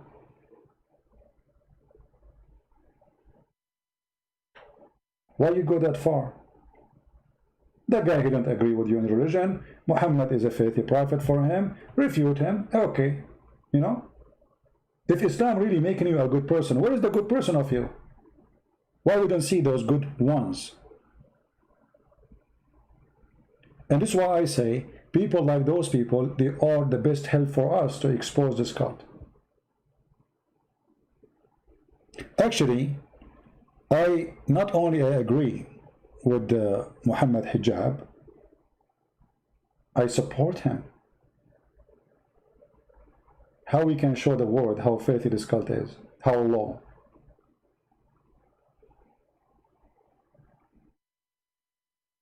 Open my Skype. There's a Muslim wanna call me. Who is Imam Murrah gonna play for me a video? This guy is a potato. He will never even talk. You wanna bet? Okay, let me open my Skype.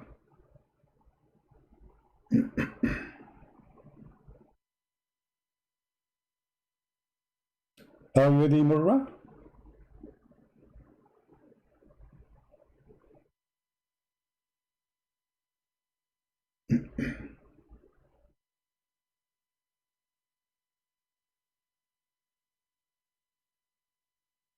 Okay, Murrah, call me. I'm live on Skype.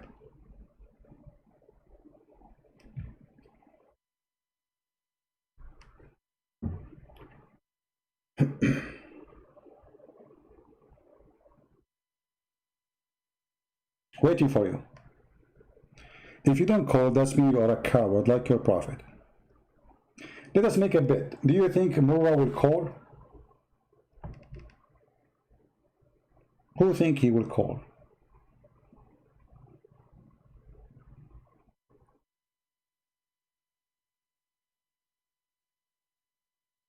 You asked me to go on Skype. I'm waiting.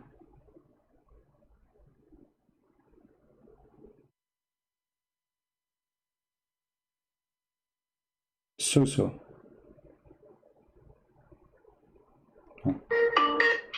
Hello? Here we go. See Imam Murrah?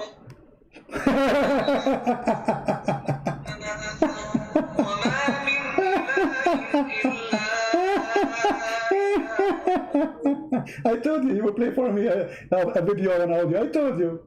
Carrots. Potato. This is the answer? And look how stupid they are. They say open Skype. I just received a call from a Muslim and they're asking me to open Skype.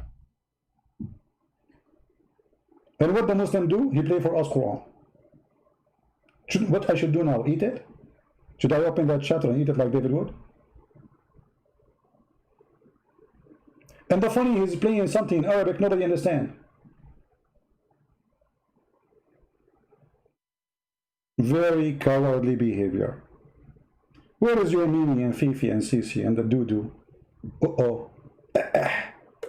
All of them, call me. Open Skype, we open Skype. We challenge you to debate us, we are here to challenge.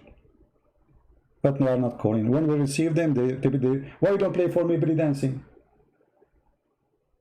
And by the way, the chapter you played for me, it happened to be said behind an imam who is a feminist. Let me show you the hadith.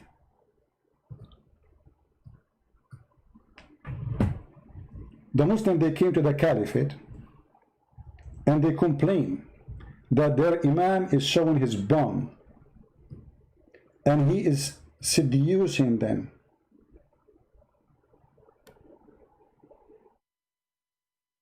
Let me show you the hadith, hold on.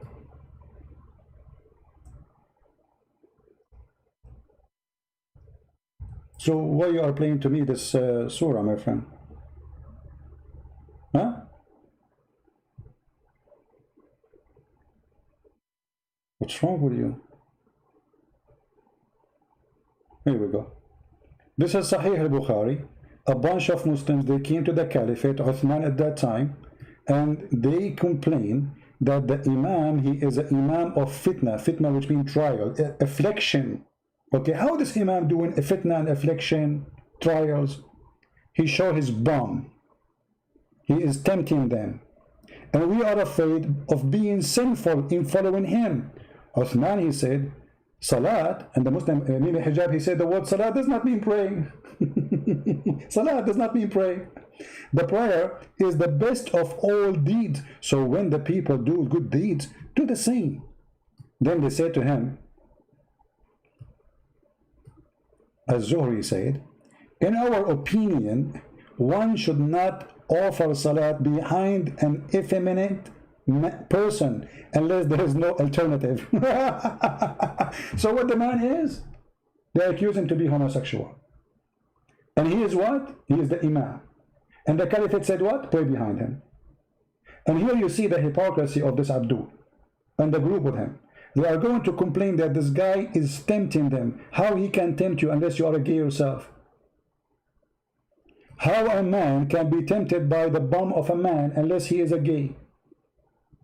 Do you see how he expose himself? So supposedly they are against this guy because he is not a good guy, you know. I mean, like, come on, he is tempting us. Okay, how he can tempt you? How a man, how the Muslims, how the believers are tempted by a guy bending over? Unless all of you are the same. Please, brother, don't tempt me, don't bend over.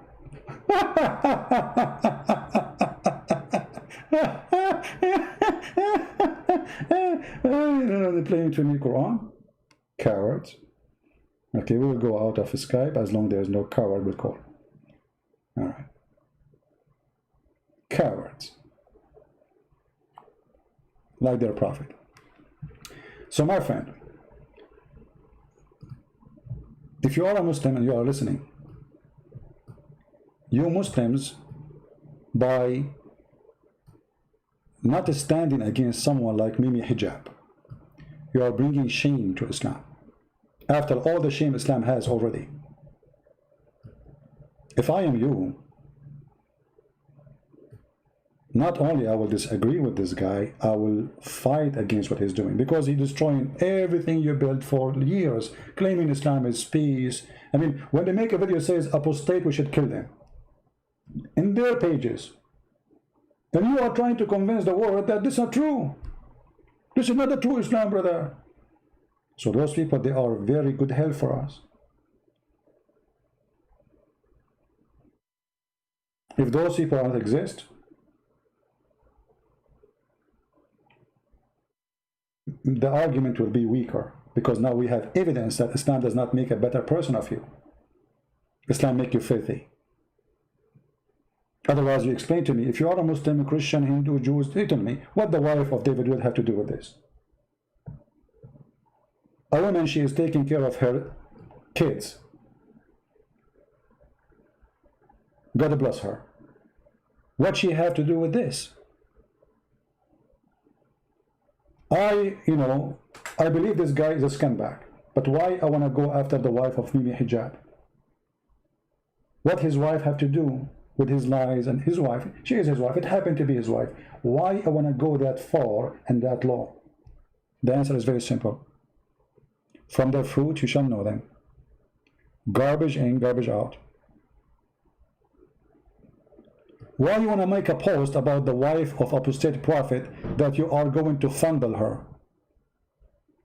You are going to put your private part in her mouth. How dare you, you filthy coward? Don't you have a shame? Don't you have a family? They don't have a shame. What if I copy exactly the same text right now and I post it in Twitter and I make it about the wife of Mimi Hijab?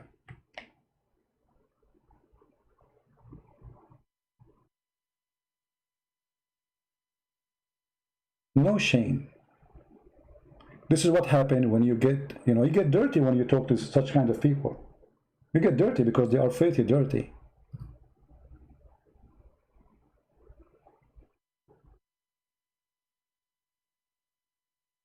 They could not refute him, they could not answer him. So what we do, we try to threat him, we try to bully him, and now we go after his family.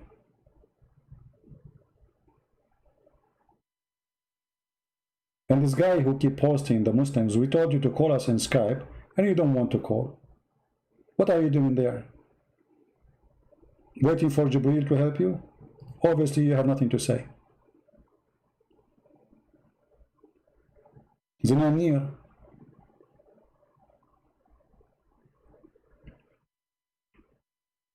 At least say something useful to defend your prophet.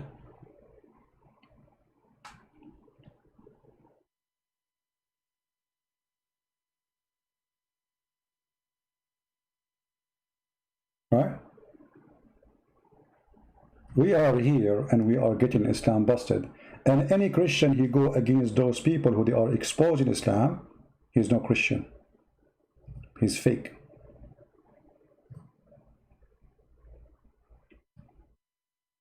Maybe many of you do not know, don't understand the risk. This is a very violent, satanic cult.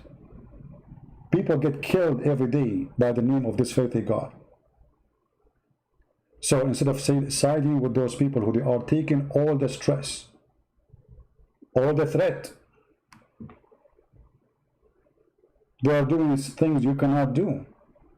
Instead of taking their side and supporting them, we post silly comments. You should not do that. No, he should do more. This is his family. This is his children. This is his wife.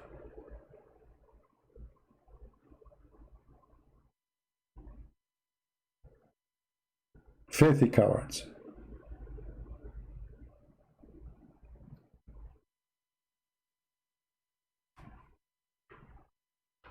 So I invite all of you to support those people. You see, apostate prophet is not a Christian. Abdullah Sami is not a Christian. And I have argument with him. But I invite you to support them.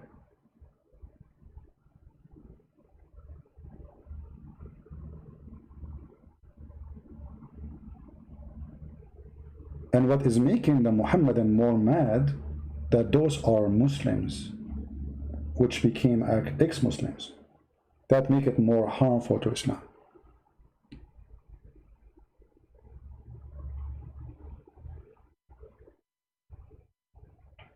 So they try to put stress on them. Don't be just another one who add stress. Support them. Why I run from the Quran? My friend, okay, I can play for you the chapter, but the chapter you are posting for me is silly. Why you don't play for me the chapter about 3 and their dog is number 5? Why you don't do that? Aren't you proud about this Quran? 3 and their dog is number 4 and their dog is number 5.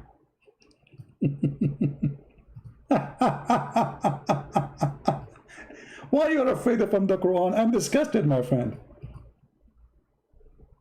And as you see, we are not afraid of the Quran to the point we are eating it. Hello? Why you are afraid to speak to me, Fifi? Why you don't man up and talk to me? When you will be a man? What you will say to your wife now? I call the Christian Prince, I play a recording of Quran? You are the hero now? Is that what you will tell your 4 wives in the bedroom?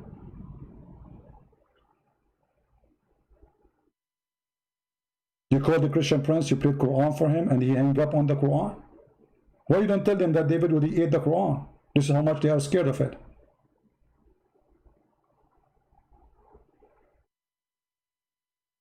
Hmm?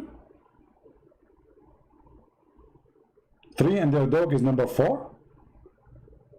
4 and their dog is number 5? 5 and their dog is number 6? 6 and their dog is number 7?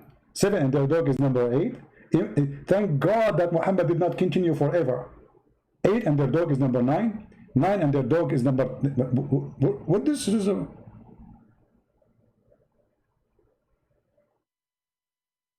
Hello? Why should Fifi call me? You know, you see you coward. Let us make it simple. How many times Mimi Hijab he hang up on me in less than 3 minutes? Anyone remember? How come you don't complain? Secondly, I made an offer to Fifi. I will call him, and the one who hang up first is the coward. Is that fair, guys? The one who hang up is the coward. Still, he will not call me. The one who hang up is the one who lost. Let him call me. I will call him. If I hang up on him, I lost. Doesn't matter what happened between. Promise. Still, he will not do it, for he is a Fifi. Same as Mimi. Same as you. More than 7-8 times he hung up on me, Mimi Hijab, the coward. He did not even let me talk. He have a video he played for me. Where's the debate? There's no debate. You have 30 seconds to show me where Paul is a messenger of Allah in the 30 seconds? I mean, don't you think this is really long? And they thought in 30 seconds I will not be able to find it. I posted for him, and the stupid idiot, because they are so nervous, they start reading the wrong book. Oh, the one who narrated this hadith is... You idiot, I'm reading different book, you donkey. They are so nervous. So even in the 30 seconds they gave me, and they muted me, and they hang up on me, I get them busted. This is why you are afraid to talk to me. I can call you in your life. You hang up on me if you want. Still, you want to do it. You are a coward. Glory to the Lord. This religion is getting busted every day, and the Muslims are our best helpers. I cannot find better helpers than the... You know, like this guy, his name is Fifi, the one you are mentioning his name. This guy is an email leaker. Do you know what does that mean? He's a coward. He betrays. When somebody he trusts you and he sends you an email and then you publish it in the internet against his will, you are a fraud. How many of you will send email to Fifi from now on? And actually, look what this Fifi he did. Actually, David, he spoke about this from the beginning. about Fifi leaking the, I don't know in which moment he spoke about it, about Fifi leaking the email. that has you know, a living guide and all that, whereas Islam, Sunni Islam, goes by what the Prophet said in the 7th century.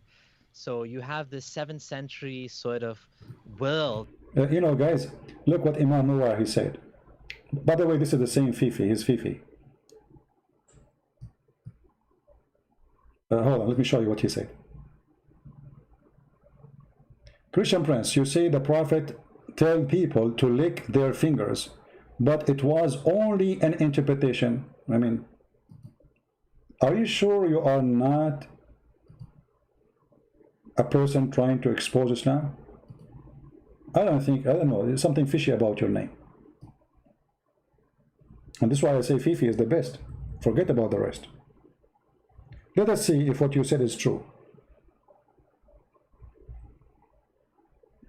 Everybody will see in a second. It's not the Prophet he said that. It was the interpretation. It was what? Interpretation. Yeah, actually, this is what Fifi he said. This is Fifi. Fifi in his video, he made a video, and I got him busted too. One of the Prophet, the Messenger of Allah, said, who is talking? The Messenger of Allah, the Messenger of the devil himself. When one of you eats, he must not wipe his hand till he lick it or give it to someone else to lick. Between two brackets, such as a wife and husband, etc. And this hadith is agreed upon. So again, you are the same as Mimi, you Fifi. You lie, you say this is interpretation when the hadith says the Prophet said. Potatoes. I mean, imagine this God, additional proof that this God cannot be God, that he hired the worst stupid people to defend the cult. And they say this is interpretation. When the one is talking there, it says Muhammad said, the Prophet said. This is Sahih Bukhari. Who said? The Prophet said. What is the interpretation there? I think this guy, he's working for the Jews. He's here just to expose Muhammad, just to make me, you know, spank him more. Because he is, you can notice like he's asking for spanking more and more and more. He reminds me of the story of the guy in the story of Uthman. You know, when Uthman got killed, there was a guy, he was threatening, he was saying, I would swear by Allah, if I know who killed Uthman, if I get my hand on him, I will do boom boom to him. He would do what? Boom boom to him. I'm not going to say the word. A homosexual, he heard the guy saying that. So he said to himself, uh-oh, opportunity. So he said, I am the one who killed Uthman. This guy, Muslim, he put this guy underneath of him and he started doing boom boom as he promised. The guy underneath of this guy, he was saying, if I know killing Uthman will get me this, I would love to kill Uthman every day.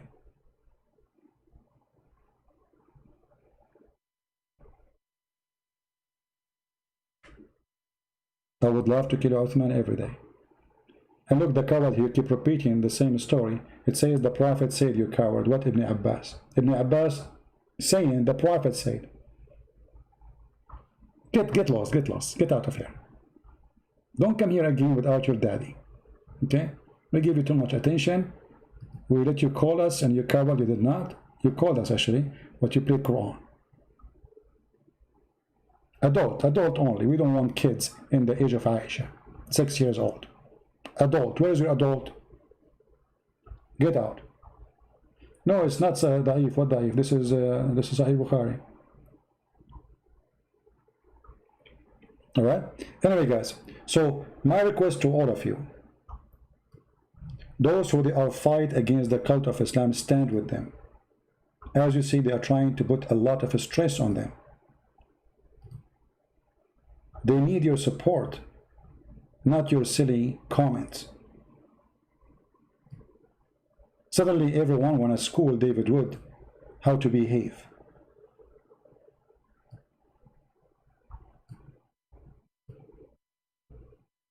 When somebody said that the Bible says in the book of Romans, chapter 12, don't repay anyone evil for evil.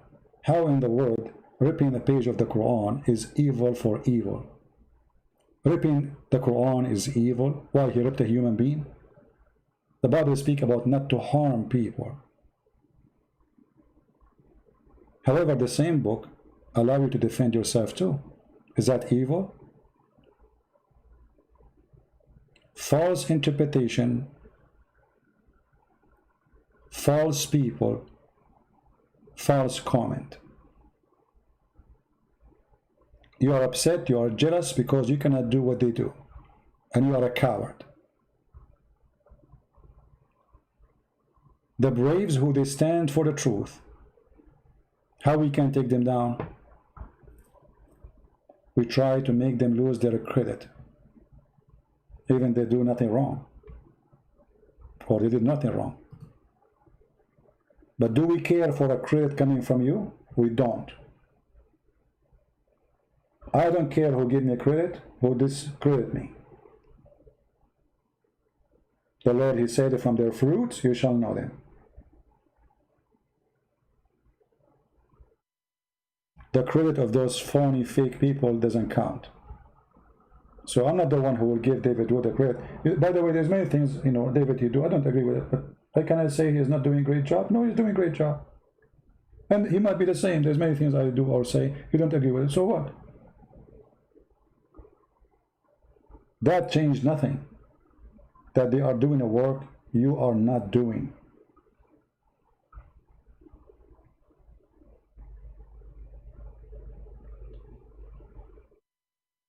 When the last time you made a video refuting Muslims? When the last time you challenged them? Not by little text. Even some, even they don't dare even to post a text. So I say to those people who they are unhappy with David Wood, who care? We are happy or not. Unsubscribe from his channel, unsubscribe from my channel. We don't want you. Islam is a garbage cult, and the fruits of Islam is showing through people like Mimi Hijab posting pictures of wives, threatening women who they have nothing to do with this, that he will do rape them, he will do fondle them, he will put their private part in their mouth. Very filthy, coward behavior. And this is why you see this guy, the one in the text, the Muslim, trying to change the topic, by the way, from showing the truth about those people.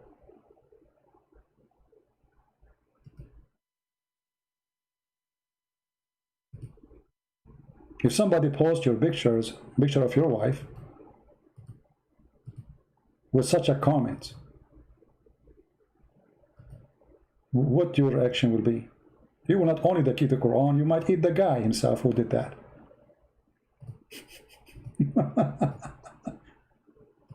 What the wife of David would have to do with this? The answer is very simple. They are coward, they are filthy, and they have no dignity. And I'm sure not all Muslims agree with this garbage. I'm sure there's many Muslims, they will not accept such a behavior. But where are they? Show us that you exist. Isn't this the same guy who made the interview and then he asked the question, and then the question was coming because they leaked the email of Yasser Qadri? Isn't it this guy who made millions of people watch videos about the narrative have holes? Isn't it him? This is how much he is helping. For us, we are so happy to have him. How am I going to convince you that Islam is very trashy? It's hard unless I can show you some fruits. What in the world this comment is about? Mary Wood, David's wife, a public figure who has her own content. He or she is between two men. And the coward, but the potato, after he posted, by the way, he deleted right away the comment. He said to himself, uh-oh, the donkey in control today.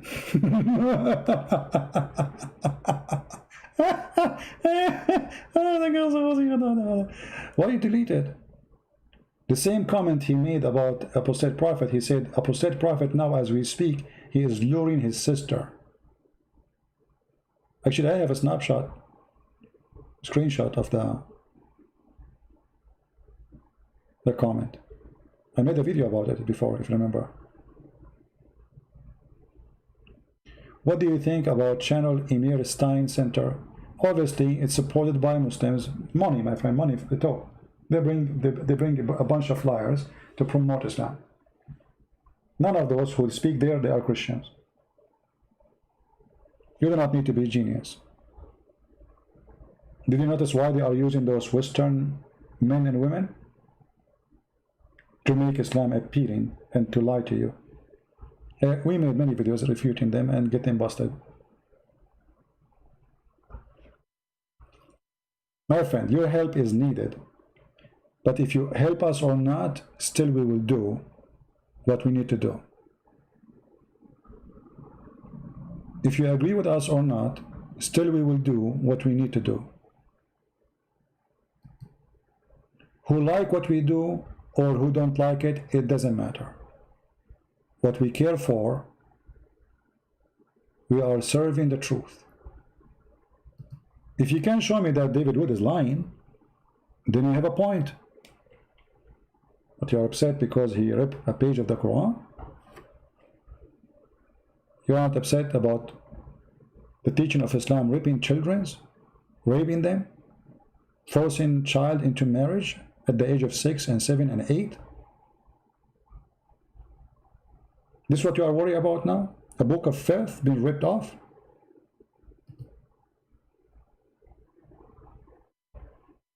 Hypocrites. Do we have any Muslim have anything to say? I see this guy Zinari, people they are answering. What is this guy Zinari? Zinari, why you don't call me? Is he in the chat? I don't see his text. Where is the text of this chat, this guy Zinari? I don't see him.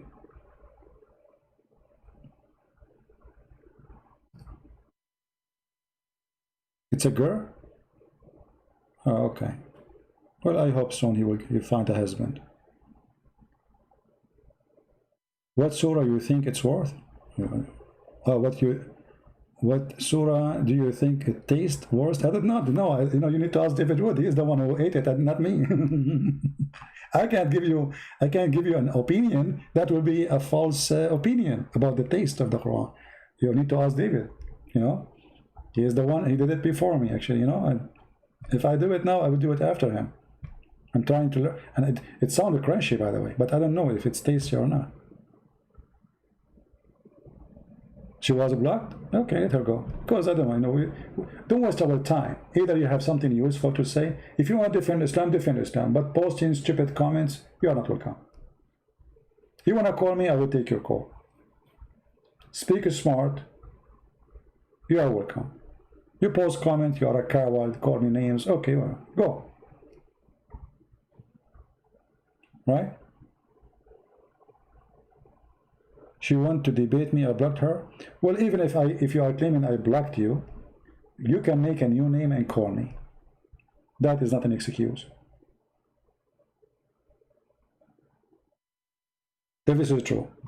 And the question is, if this is true, why I blocked you? If this is true.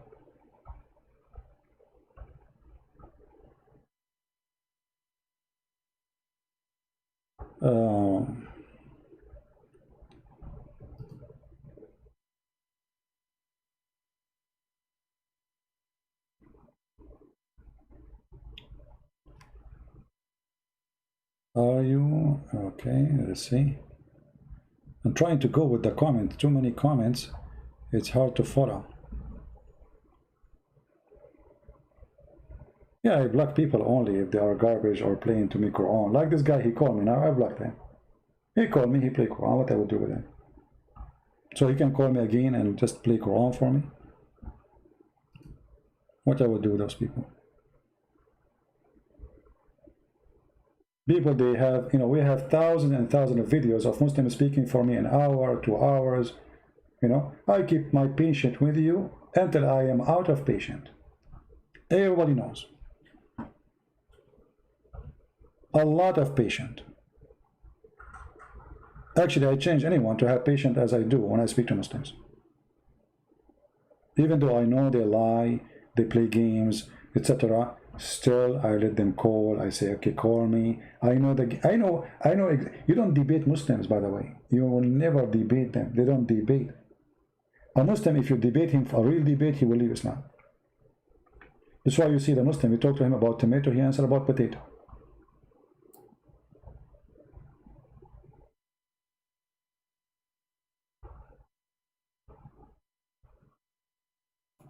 And why a Muslim woman, she wanna call me? Where is the Muslim man? Let your husband call me. What if I read for you, suckle me? The Muslim, they will take the video and they will say, the Christian prince saying to a Muslim woman, suckle me.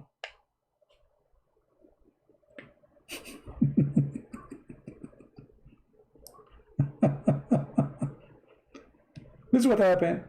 When a Muslim woman, she called me, she speak filthy against Jesus, saying bad sexual language about Jesus and his mother. I quote for her, the Prophet says, suckle me. And I say to her, suckle me. The Muslim, they take that part of the video and they say Christian prince is a sexual predator.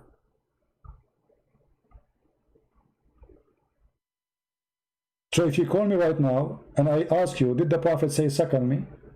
The Muslim, they will take that part and they will say, here we go, Christian prince is saying to a Muslim woman, suckle me. They will not say that the Prophet says that. It's Christian prince who said that. Right? So is that the new strategy? Muslim, they are sending me girls? Because the men of Islam, they are not exist? Did you ask yourself that those who they speak, they can refute us, they make videos to refute us? How come they don't dare? You know, Sam Shamoun, he offered them face-to-face debate. Nobody say yes. Don't they want face-to-face? We go, Sam Shamoun, he said, I will do face-to-face. Nobody say yes. Actually, to be honest with you, I am jealous from David Wood and Sam Shamoun. You know, they have Muslims calling them and joining their channel. They don't do the same with me. But why? The answer is very simple. How many minutes they can survive after calling me? How many minutes?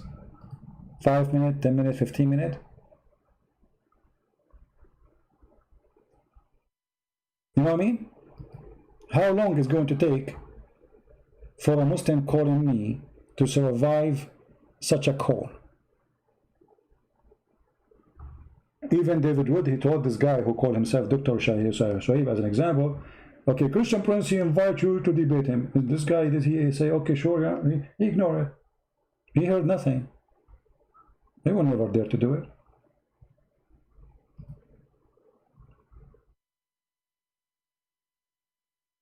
Because they knew,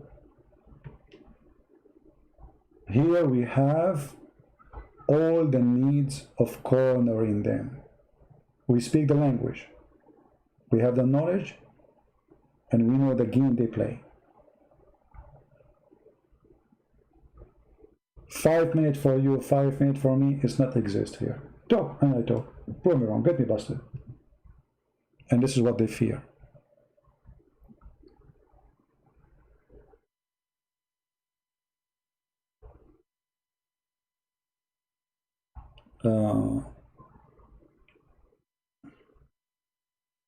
No, already we exposed this Dawood Kim, and here you see those.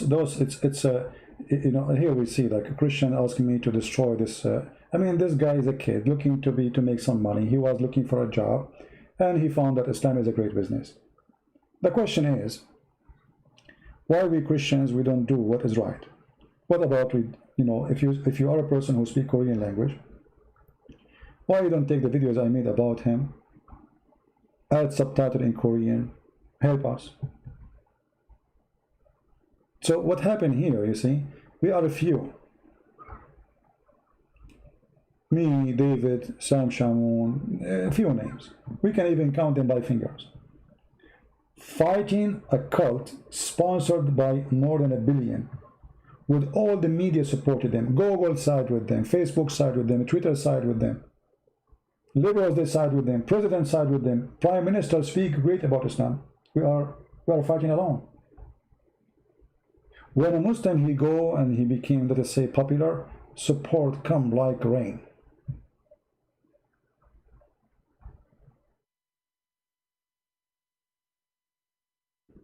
In our case, we have to convince you to bring me to your church so I can speak about Islam. And you will be worried, should I do that? Not only that, you might even find a filthy priest, false teacher, promoting Islam and bringing an imam to teach your children how to pray to Allah. So do you see how big the challenge we are fighting?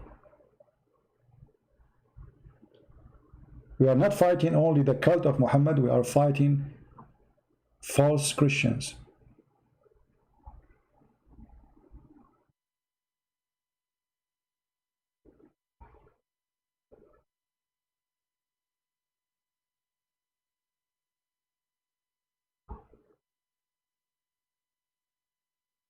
We are fighting alone. Why I need to explain what I do to Christians so they will invite me to a church? Why they are even worried? The answer is very simple. When people, they became fake, false,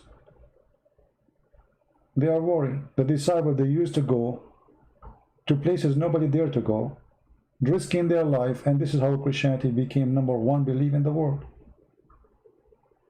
It was and is still, and will stay.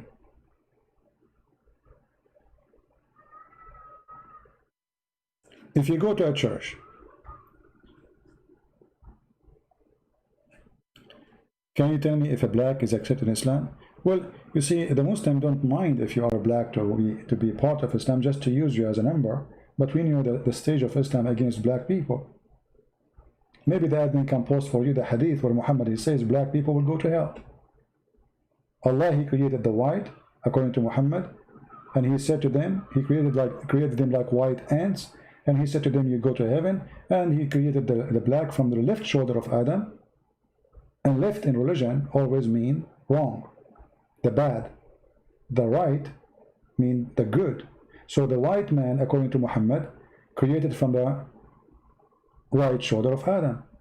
The left is where the black are created according to Muhammad. And that's why he says you go to hell. And here we go, the admin is posting for you the website. All right? So, are you accepted in Islam? This is a question you answer. Do you accept that to be you? Do you accept a person saying that you are a person who is coming from the left shoulder of Adam, and from his left shoulder of the black offspring came out, and they were like a charcoal?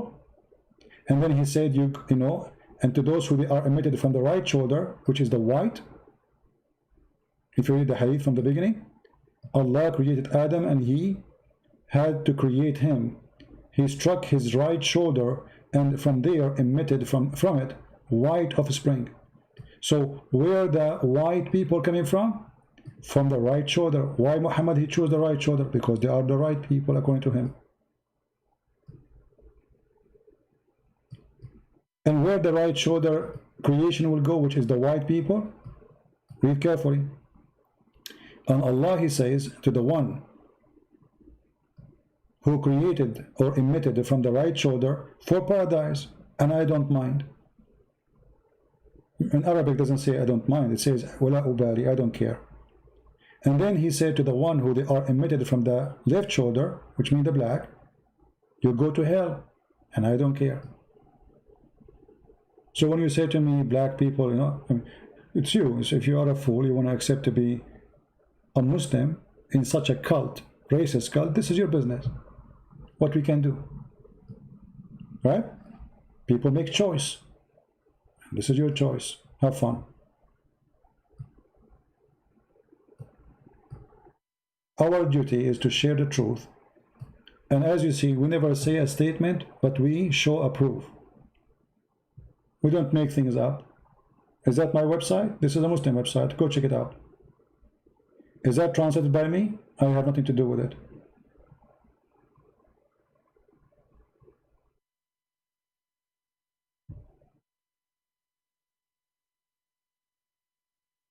Anyway, so we were saying that we should support those people who they are doing the good work, and don't judge them, for they have a lot of stress. And this is the whole point of those things. They try to put stress on us as much as they can. They threat, they will post pictures about you, your family. They try to intimidate you. They will post your address. They will do anything they can do in the book of the devil. The purpose is very simple. How we can intimidate them so we can silence them. So if you cannot help, at least keep your mouth shut. If you are not brave to join the fight, at least don't be an obstacle.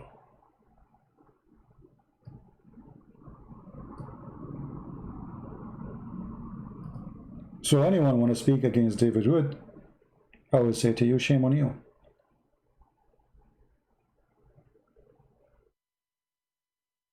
Shame on you. No question about that. So look what you do. When you go against what they do, you are joining the devil to put more stress on them. Like if I am David now and I see a comment saying, oh, you should not do that, and the person is supposed to claim to be Christian, that will put more stress on me, because now, oh, the Christians are not saying this is not right. You are joining the devil, my friend.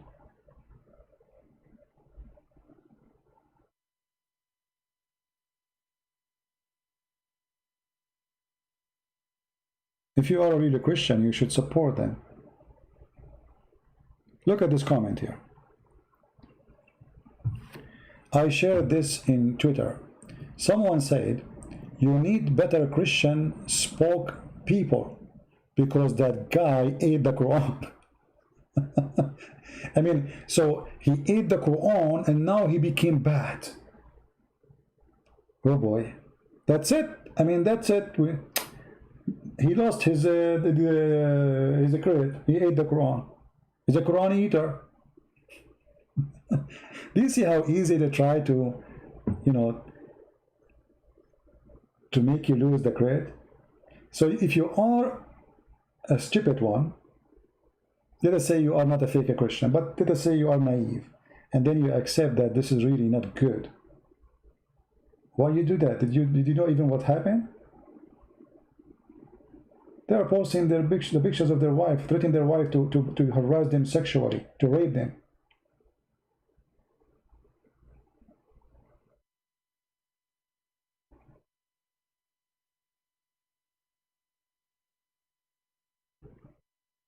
How you can judge a person facing all this risk, putting all those people they are making threat when they post pictures is a threat. It's not a comment in Twitter.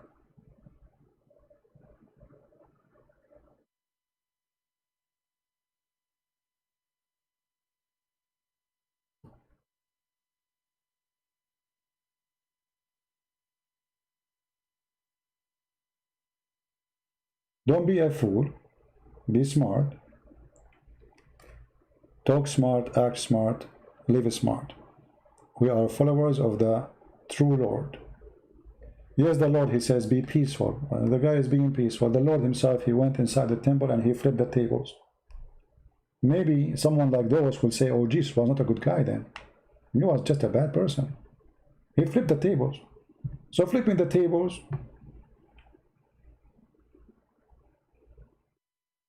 is not bad for you. I'm trying just to show you the logic.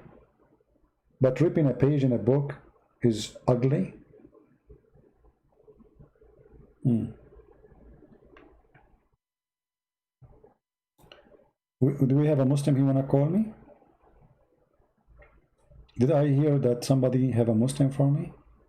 If Allah had willed, David would be shocked on the paper. Exactly, but Allah did not will that. The same happened to the goat. If you remember, the goat did that before, long before David would. The holy goat ate the Quran, and the Quran went from her bum. Because, you know, everything go in the mouth will end where? As David, he said.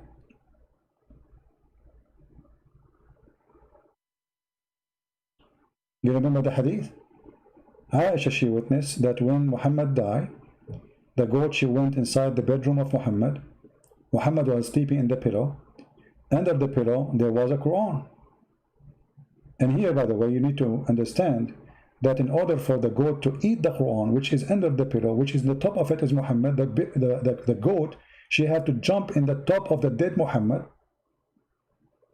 her feet in the top of his stomach, and then she grab him from his ear and flip him in the floor so she can get the Quran from under the pillow. Because how the guy is dead, his head in the top of the pillow, and the goat ate it. You know what I mean? You have like you have to have a good imagination. So there's a guy sleeping in the bed. He's dead. Under his head, there is Quran. The goat get inside the bedroom. The goat, she want to grab the Quran. How she can get the Quran? She have to move Muhammad.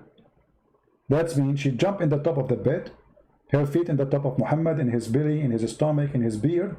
She struggled to push him because Muhammad must be heavy. He's a man. I mean, she's a goat at the end of the day. She is not a cow. So she pushed him from the bed. She grabbed the Quran and she ate two most important chapters. And I'm so upset, by the way. I wish we had those chapters, especially about the breastfeeding for adult.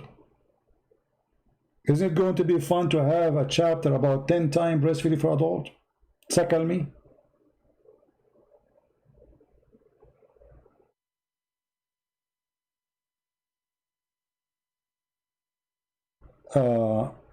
Islam Defender, he said that the ink will spread inside his stomach and spread cancer. You know, Islam Defender, you know, my friend, you are very smart. You remind me of what happened to your prophet. Look like the same happened to your prophet. Isn't it your prophet who died by, according to Muhammad, poison? But it's highly possible that it is cancer. Is that your prophet's statement? What was spreading inside the stomach of your prophet caused his death? Are you there, Islamic Defender? Watch the answer. He will play dead now. You just said, if you eat the Quran, the ink will cause you cancer. I believe you know. I mean, you are right. Islam is a cancer. Okay. Muhammad, he ate what exactly caused him cancer? Was that a cancer or the poison? What do you think?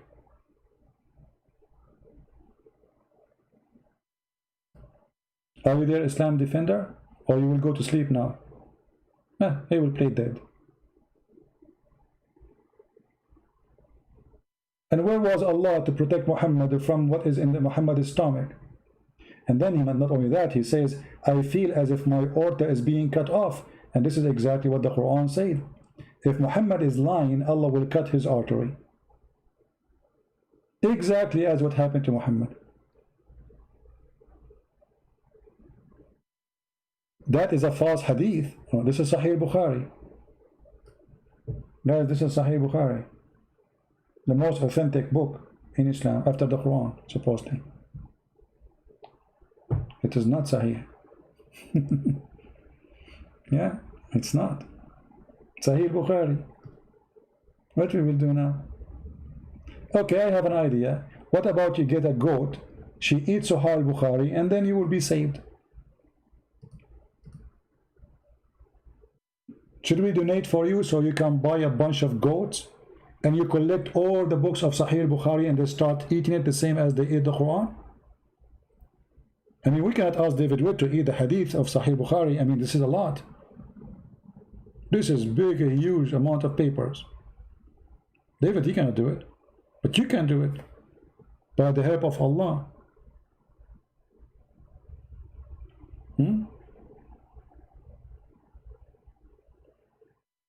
Do we have any Muslim want to say anything?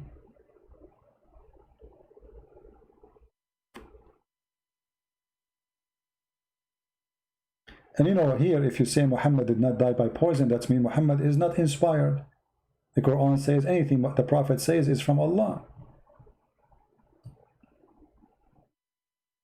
And why Muhammad's thinking that he died by poison? And why he is saying, I feel my aorta, if it's not, is being cut off? Why he's saying that? It was fake? He was wrong? Not inspired no more? Allah forsake him?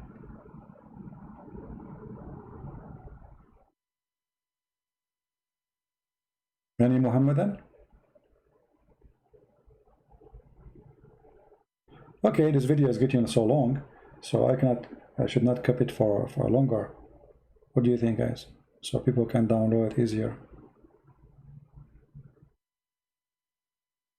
Any Muslim?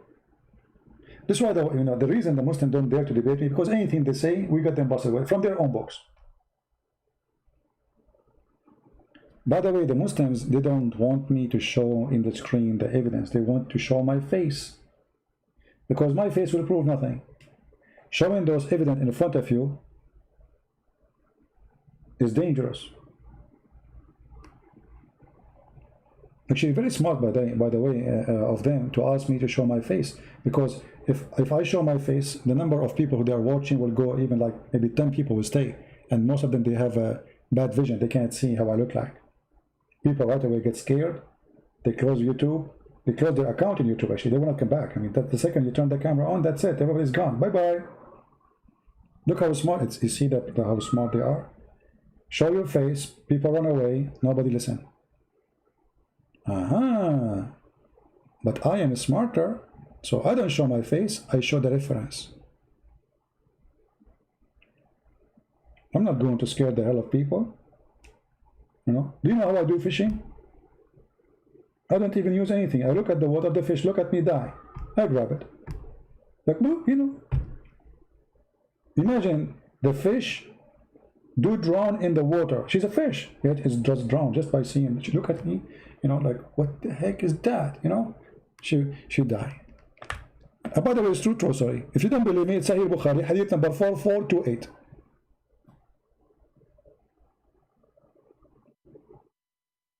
If I say such a story, the Muslim, they will say, see, he's lying, okay. The Prophet, he converted, go to Islam is true. The Prophet, he asked a lizard to say Shahada and he converted to Islam is true. Lizard? I thought the lizard is an enemy of Allah. The Prophet, he ordered 2 trees to come and say Shahada and to cover him when he's doing poo-poo. Hey brother, how long it take the Prophet to do poo-poo? I mean, why you need 2 trees to keep him in the shade? For how many hours he stay there?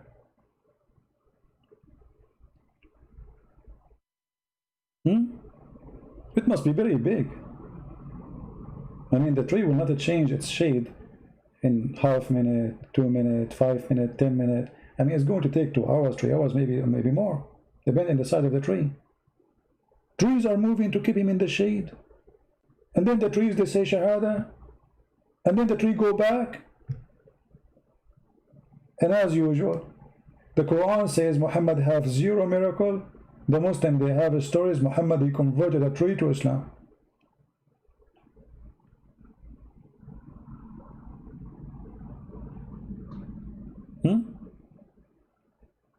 Even the poo-poo of the Prophet is a miracle. Do you know that Muslims, they believe that when the Prophet, he do poo-poo, the ground wide open and swallow it, and his spit smell like musk. We showed you the reference before, remember? The ground, the earth, swallowed the poo-poo of the Prophet like yummy yummy. Like the Prophet is sitting now and he is doing poo on the ground underneath, like, yeah, it's coming. I cannot wait. Yummy, yummy, yummy. The second he start dripping the first poo, the ground wide open her mouth and and then Muhammad, he looked like, what happened? Where my poo is gone? Or rather, Prophet, the earth ate it. And if you are a person who said it's not true, challenge me to show you the reference if you are a Muslim. It's a challenge. Who wanna challenge me? Who is a Muslim wanna challenge me? See, they don't dare. They knew it's true.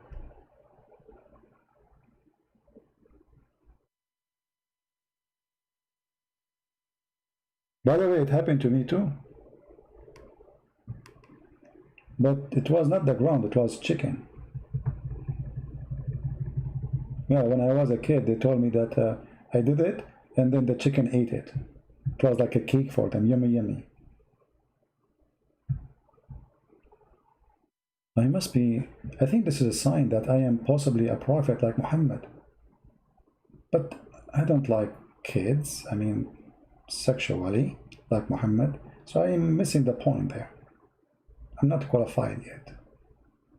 And I don't like to have a wife, she is the wife of my son. I did not reach that point yet. So I'm still not ready to be a prophet. I did not go to a wife house of a man. He is very close to me and I flirt with the wife when the husband is not there. But maybe in the future I will reach there, you never know. And you know, I need to, there's something bothering me. I wish I did not know how to write, how to read, because this is the qualification to be a teacher in Islam. I mean, who need you to read and write in order to teach? Just be an ignorant, speaking about the flying carpet, that will make you a teacher. Don't just say that the sperm coming from the backbone. Actually, you know, I come with a different idea. I'm thinking that the sperm is coming from the toes. And if you have cold, it's coming from your nose. And the proof, okay, look at them. When they have cold, their nose is running. What is that? Huh? What is that? Obviously, it's a sperm. Proven to be true. I mean, all this garbage Muhammad he came with, still those people, they believe Muhammad is a prophet. Can you believe it?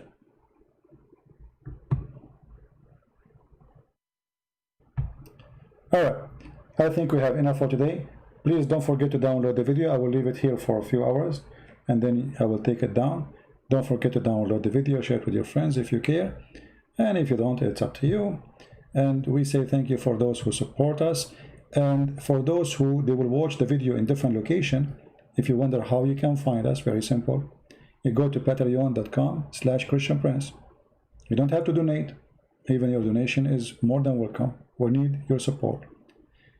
But you do not need to donate in order to be updated where we are going to be live and when. Because we change the links of the live broadcast depend in the situation with YouTube. As you know, Muslims, they are so upset and they gang to flag you. And YouTube take their side.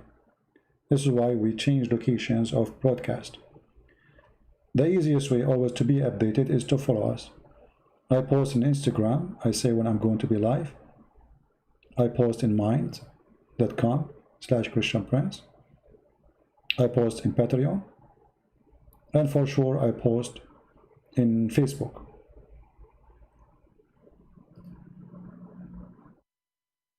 And I think the admins are posting for you the links. All right? So the easiest way always to find me is to subscribe to those channels or those pages. So always you can be updated and you will be able to find when and where Christian Prince will be. Because right now there's people, they are waiting for me to go live in the other channel. But I posted a video for them saying, hey, I'm not going to be there. But still people don't see. I mean, I think YouTube somehow hide my front or last video. It doesn't appear on my page most of the time. It takes way more time before you can see it, for some reason. So take a note, please. Tell your friends. And by doing this, we told you how to find the Christian prince. Brother, how to find him. Thank you very much for being here. May the Lord bless you. And by the way, did you like the new music? I have a new music. Did you notice? Me. I have it ready for, I mean, it's not really new, but today I've been inspired by Allah to use this music instead of the other one. What do you think? Leave your comment. Christ is Lord. Islam is false. And see you again soon.